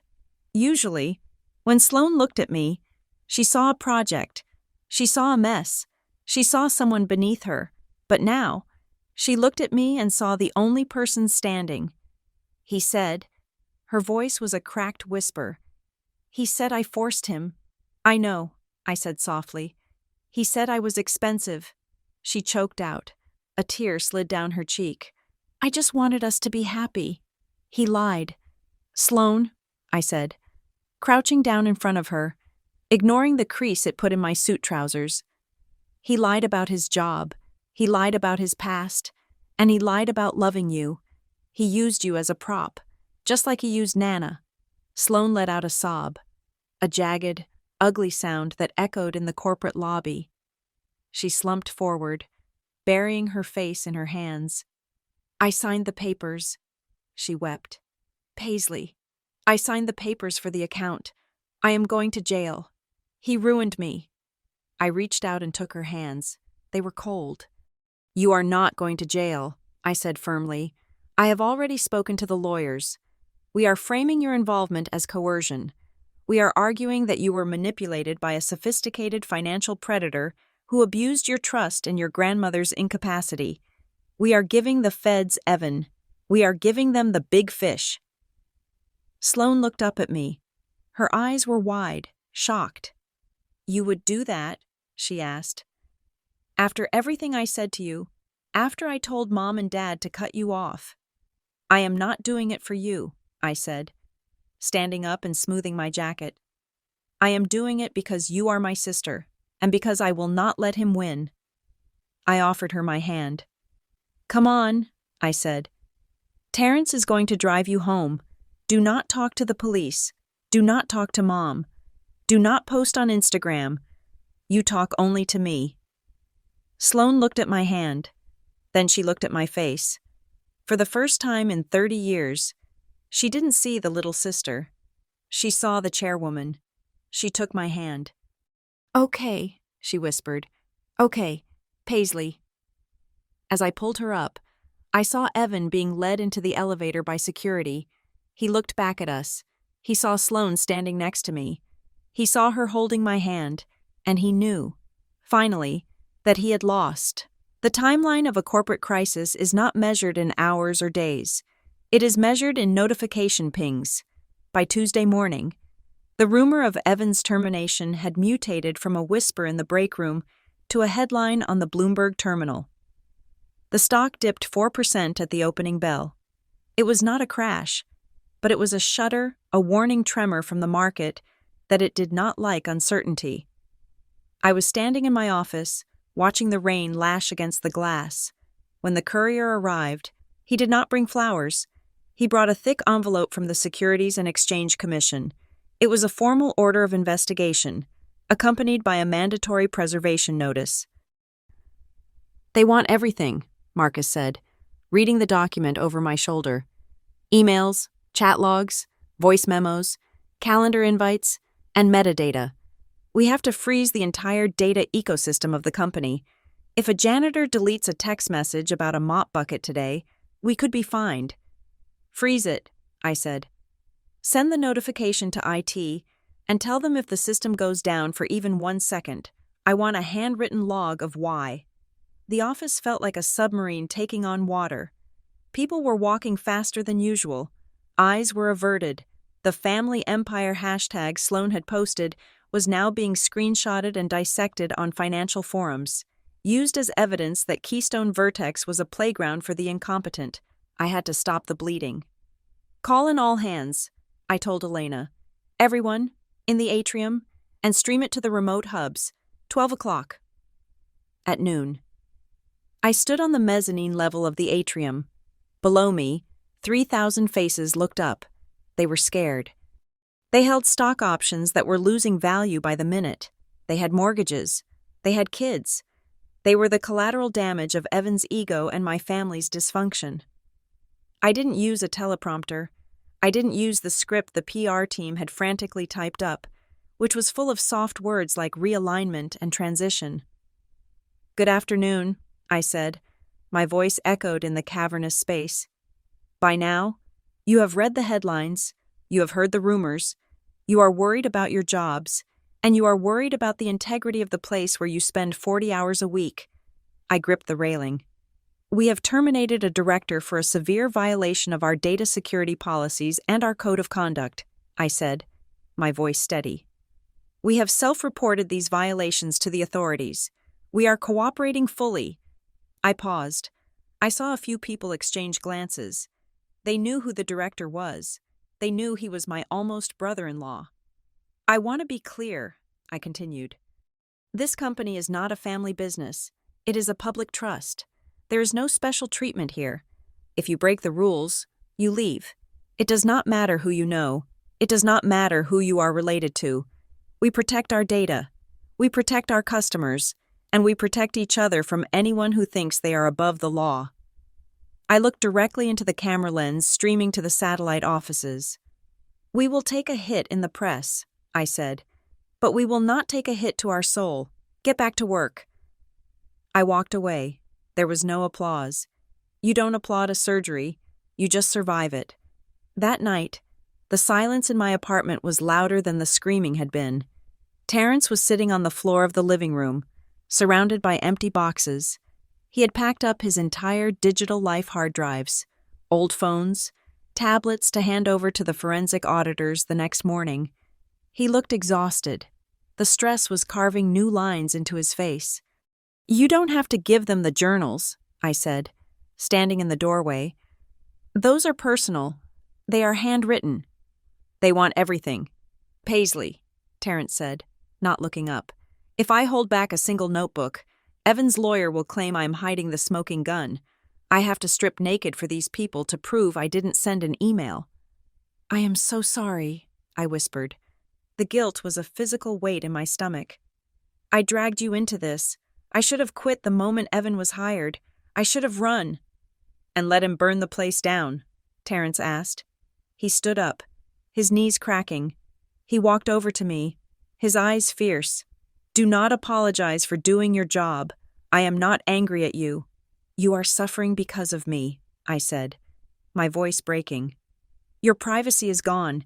Your reputation is being questioned on blogs. I am terrified.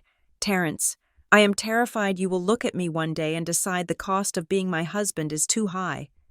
"Stop," he said. He grabbed my shoulders, hard. "The only thing I am afraid of is you trying to carry this mountain by yourself.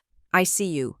Paisley, you are trying to manage the board, the feds, and your sister, and you are trying to keep me from getting wet in the rain. Stop it. We get wet together." I leaned into him, letting the tears fall into his shirt. "It is just so much noise," I whispered. "We will outlast the noise," he promised. Wednesday brought a different kind of noise. The Department of Justice had formally requested an interview with Sloane Lewis regarding the opening of the brokerage account in the name of Eleanor Vance. It wasn't an arrest warrant, but it was the step right before one. I didn't call her. I couldn't. I was a witness against her fiancé. But at 2 o'clock, my phone rang. It was my father. I stared at the screen. I almost let it go to voicemail. I didn't have the energy to be scolded for being mean to Evan, but I picked up. "Paisley." His voice sounded small, uncertain. "I am here, Dad," I said, bracing myself. "I saw the news," he said. "On the television, the business channel, they were talking about Keystone Vertex. They mentioned institutional control. It is a standard term, Dad," I said. "It just means we are cleaning up." There was a long pause. I could hear the hum of the refrigerator in their house, the house where I had grown up feeling like a ghost. He hesitated. "Do you manage all those people? The announcer said there are 4,000 employees." "Yes, Dad," I said. "I manage the board that oversees them." "I didn't know," he said. "I mean, I knew you had a job, but I thought you were, I don't know, support staff. Sloane always said you were struggling to find your footing." "Sloane was wrong," I said. "We were wrong," he corrected. The words were clumsy, heavy with unpracticed humility. "How have you done it all these years alone?" "I wasn't alone," I said, looking at the picture of Terrence on my desk. "I had Terrence, and I had the work." "We should have asked," he said. It wasn't an apology, exactly. It was an admission of blindness. "Your mother she is having a hard time. She wants to talk to you." He passed the phone. I heard a sniffle. "Paisley." My mother's voice was thick. "Hi, Mom." "I found a box," she said. "In the attic. I was looking for Nana's old tax records for the police." "Okay," I said, confused. "It is a box of clippings," she said.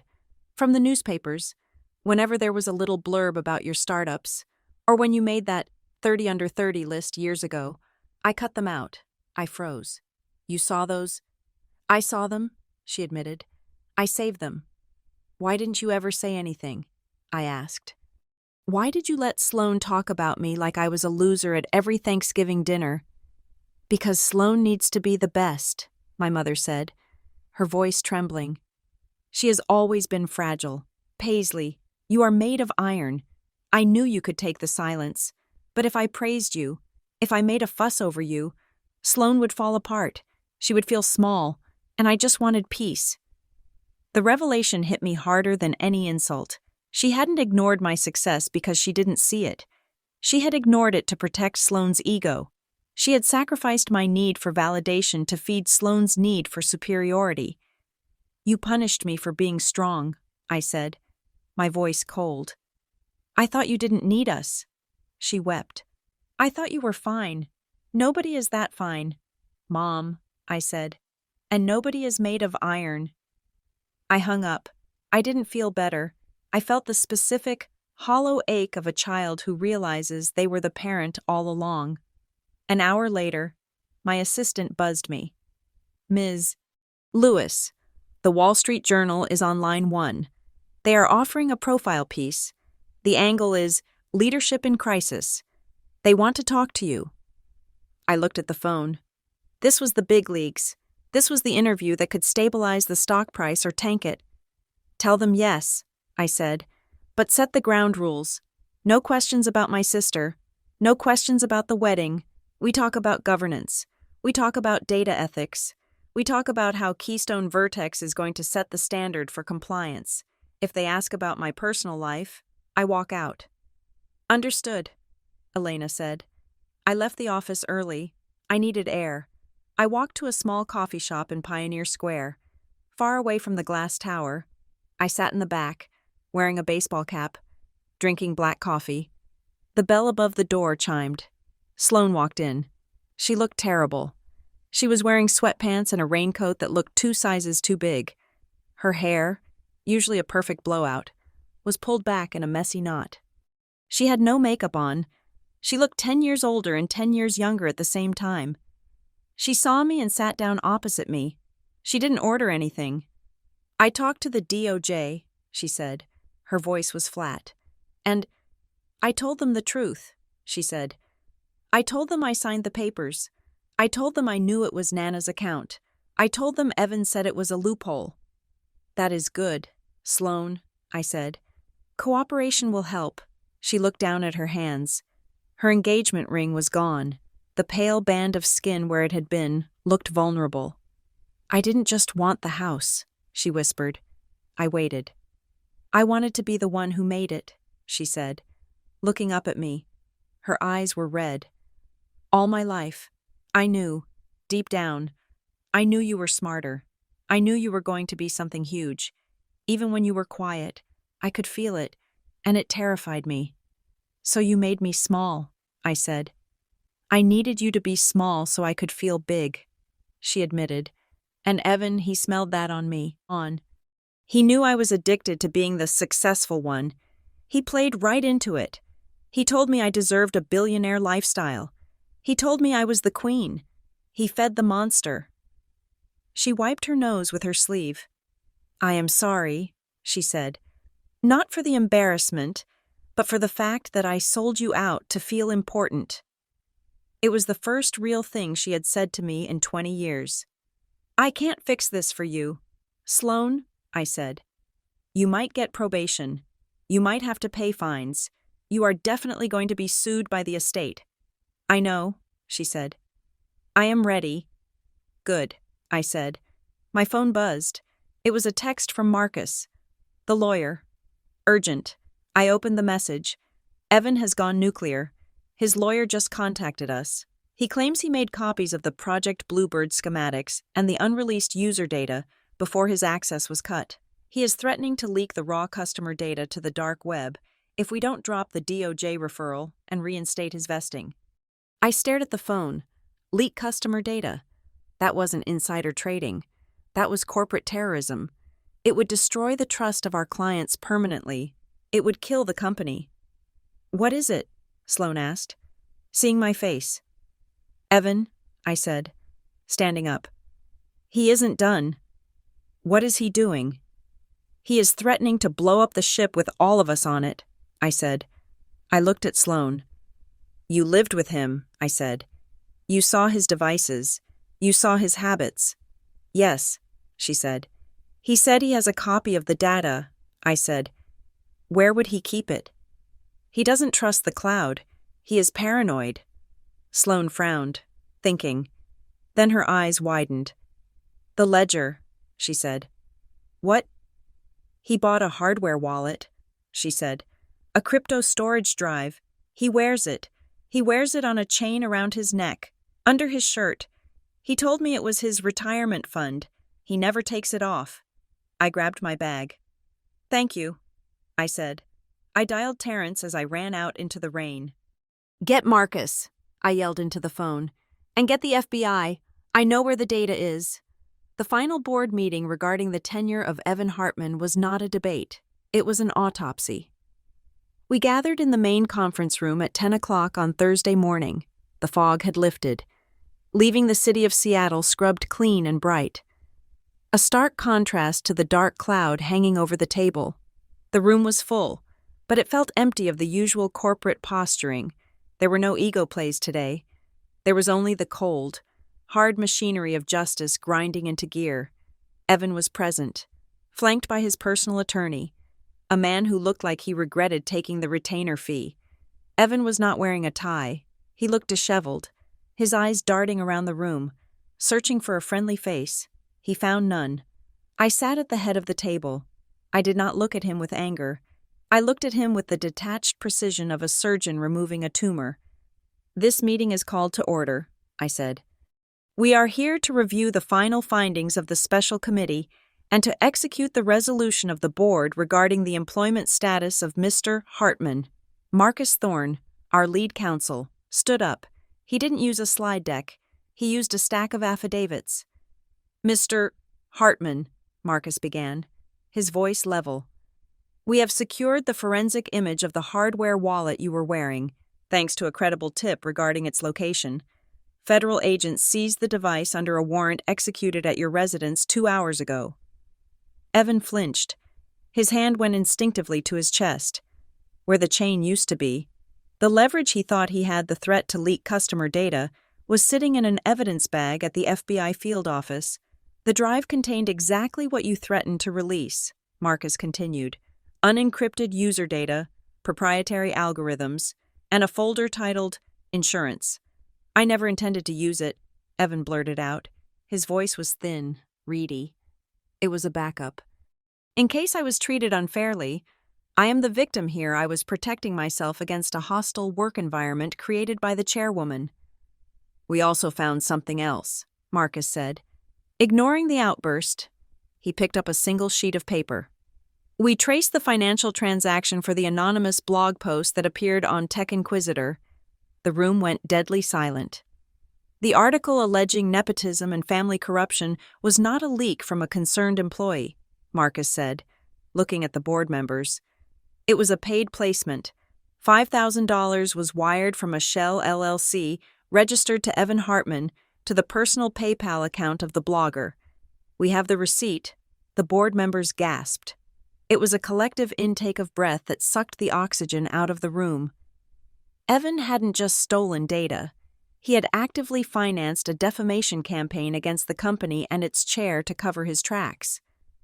Evan's lawyer closed his folder. He leaned away from his client, a subtle physical cue that he was done defending the indefensible. It was a strategy, Evan shouted, standing up. I had to control the narrative. Paisley was coming for me. She has been jealous of me since day one. She poisoned Sloane against me. He turned to me, his face twisted with hate. This is your fault, he spat. You couldn't stand that Sloane was happy. You couldn't stand that I was the golden boy. You wanted to humiliate her. Well, congratulations. You destroyed her wedding. You destroyed her life. I hope you are happy. I am not happy. Evan, I said calmly, I am efficient. Sloane is going to testify against you, Evan yelled, desperate now. She knows you hated us. She will tell the jury that you set me up. She signed the papers too. She is just as guilty if I go down. She goes down, I will make sure of it. I pressed the button on the intercom. Send her in, I said. The doors opened. Sloane walked in. She was not wearing the white coat she had worn at the coffee shop. She was wearing a simple gray suit. Her hair was pulled back. She looked tired, but she stood tall. She didn't look at Evan. She walked straight to the witness chair at the end of the table and sat down. Sloane, Evan asked, his voice cracking. Baby, tell them how she treated us. Sloane placed her phone on the table. She looked at Marcus. I am submitting my entire chat history with Evan Hartman into evidence, she said clearly. It documents 18 months of manipulation. It shows him instructing me on how to forge our grandmother's signature. It shows him telling me that the Project Bluebird data was a victimless crime, and it shows him threatening to leave me if I didn't help him secure the down payment for the house in Medina. Sloane, Evan screamed. Shut up. What are you doing? I am resigning from your narrative. Evan, she said, looking at him for the first time. Her eyes were dry. I am not your victim, and I am certainly not your accomplice anymore. I am a witness. She turned to me. He used my insecurity against me. Sloane told the board. He knew I wanted to be seen as successful, and he sold me a lie that required me to break the law to keep it. I own my part in that. I will face the consequences for the signature, but I will not let him use my sister as a scapegoat for his greed. Evan slumped back in his chair. The fight went out of him. He looked small. He looked like exactly what he was, a man who had tried to buy a personality with stolen money. The board has heard enough, I said. I looked at the directors. I moved to terminate Evan Hartman for cause, effectively immediately, I said. I moved to initiate civil litigation to recover all wages paid during his tenure, and I moved to hand over all evidence, including the blog payment and the hardware wallet, to the United States Attorney's Office. Seconded, the CEO said. All in favor. 12 hands raised. Motion carries, I said. Security, please remove Mr. Hartman from the building. This time, Evan didn't shout. He didn't threaten. He just looked at Sloane, who was staring straight ahead, refusing to acknowledge his existence. 2 federal agents, who had been waiting in the anteroom, stepped in and took him by the arms. They didn't escort him to the elevator. They handcuffed him. As the door clicked shut behind him, the silence in the room was heavy, but it wasn't oppressive. It was the silence of a fever breaking. I stood up. "Thank you, everyone," I said. "We have a company to run." An hour later, I stood in the atrium again. The cameras were rolling. The employees were watching. "The investigation is concluded," I told them. "The individual responsible has been removed. We have identified the vulnerabilities, and we have closed them." I paused. I didn't want to give a corporate speech. I wanted to give them the truth. "There is a temptation," I said, "to treat ethics as a marketing slogan, to say we are committed to integrity and put it on a poster. But integrity is not what you say on a poster. Integrity is what you do when you think no one is watching.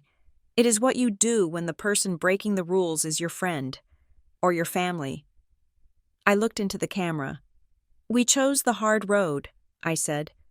"We chose to expose our own wounds rather than let an infection spread.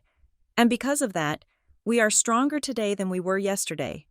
Thank you for doing your jobs while we did ours." I walked off the stage. I didn't feel triumphant. I felt tired.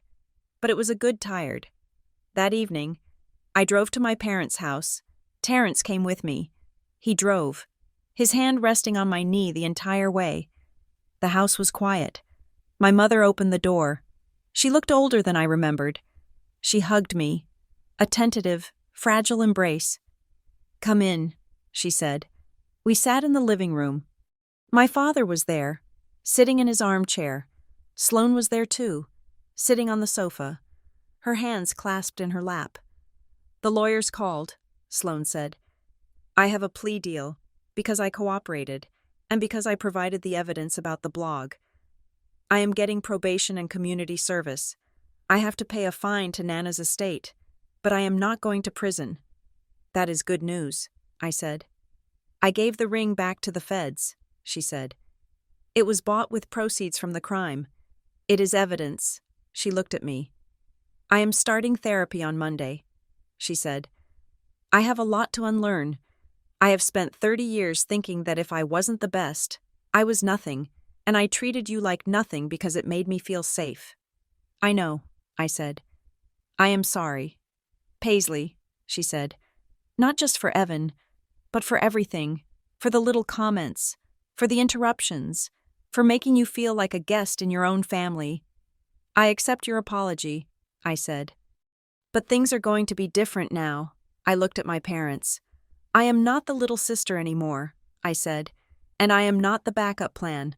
I run a major corporation. My time is valuable. My life is valuable. If we are going to be a family, we are going to be a family of adults. You don't get to tell my story for me. You don't get to edit me to make Sloane feel better. If you want to know how I am, you ask me, and you listen to the answer." My father nodded. He looked at me with a strange expression. It wasn't just pride, it was respect. "We will learn," he said. "It might take us a while. We are old dogs, but we will learn." "That is all I ask," I said. We didn't stay for dinner. We didn't pretend everything was fixed with a single conversation. Healing is a long project, much like a corporate turnaround. It requires consistent execution over time. Terrence and I drove back to the city. The rain had started again, a soft, rhythmic drumming on the roof of the car. When we got home, we didn't turn on the lights. We walked into the kitchen, illuminated only by the street lamps outside. I leaned against the counter. Terrence stood next to me. He reached into the fridge and pulled out a bottle of cheap beer. He cracked it open and handed it to me. "To the chairwoman," he said softly. I took a sip. It tasted better than the $300 wine Evan had ordered. "To the truth," I replied. "You were scary in there today," Terrence said, a smile playing on his lips. "When you told him you were efficient, I think I fell in love with you all over again." "I was terrified," I admitted. "My hands were shaking under the table." "But you did it," he said. "You walked into the room where they tried to erase you, and you wrote your own name on the wall." I looked at him. He was the only one who had ever really seen me. He hadn't needed a title or a stock price to know I was worth listening to. "It wasn't revenge," I said, realizing it for the first time. "I didn't do it to hurt them. I didn't do it to watch them bleed. Why did you do it? He asked. Because the room was full of lies, I said, and I couldn't breathe. I just opened the windows. I put the beer down and wrapped my arms around him. He felt solid. He felt real. I am tired of drama, I whispered into his chest. I just want to be Paisley, not the chairwoman, not the sister, just Paisley. Paisley is plenty, Terrence said, kissing the top of my head. Paisley is enough. We stood there in the quiet kitchen. Two people who had weathered a hurricane and come out the other side. The city lights twinkled below us, indifferent and beautiful. Sloane had said I was a secret that needed to be hidden. She was wrong. I was never a secret. I was just the truth, waiting for the right moment to speak. And now that I had spoken, I didn't need to shout anymore. I could just be. The revenge was complete. Not because they were humiliated, but because for the first time in my life, when I walked into a room, nobody looked past me. They looked at me, and they saw exactly who was sitting at the head of the table. Thank you so much for listening to this story. I hope you enjoyed the journey of Paisley, Sloane, and the reckoning that comes when the truth finally takes a seat in the boardroom. I would love to know where you are tuning in from today. Are you listening during your commute in London, cooking dinner in Sydney, or maybe relaxing in New York? Please leave a comment below and let me know. I love reading about where our community is from. If you enjoyed this story, please consider subscribing to the Juliet Revenge Stories channel. Hit that like button to support the video. And if you really want to help these stories reach more people, press that hype button. Your support means the world to me and helps me keep bringing you these dramas. Until next time, stay sharp and always read the fine print.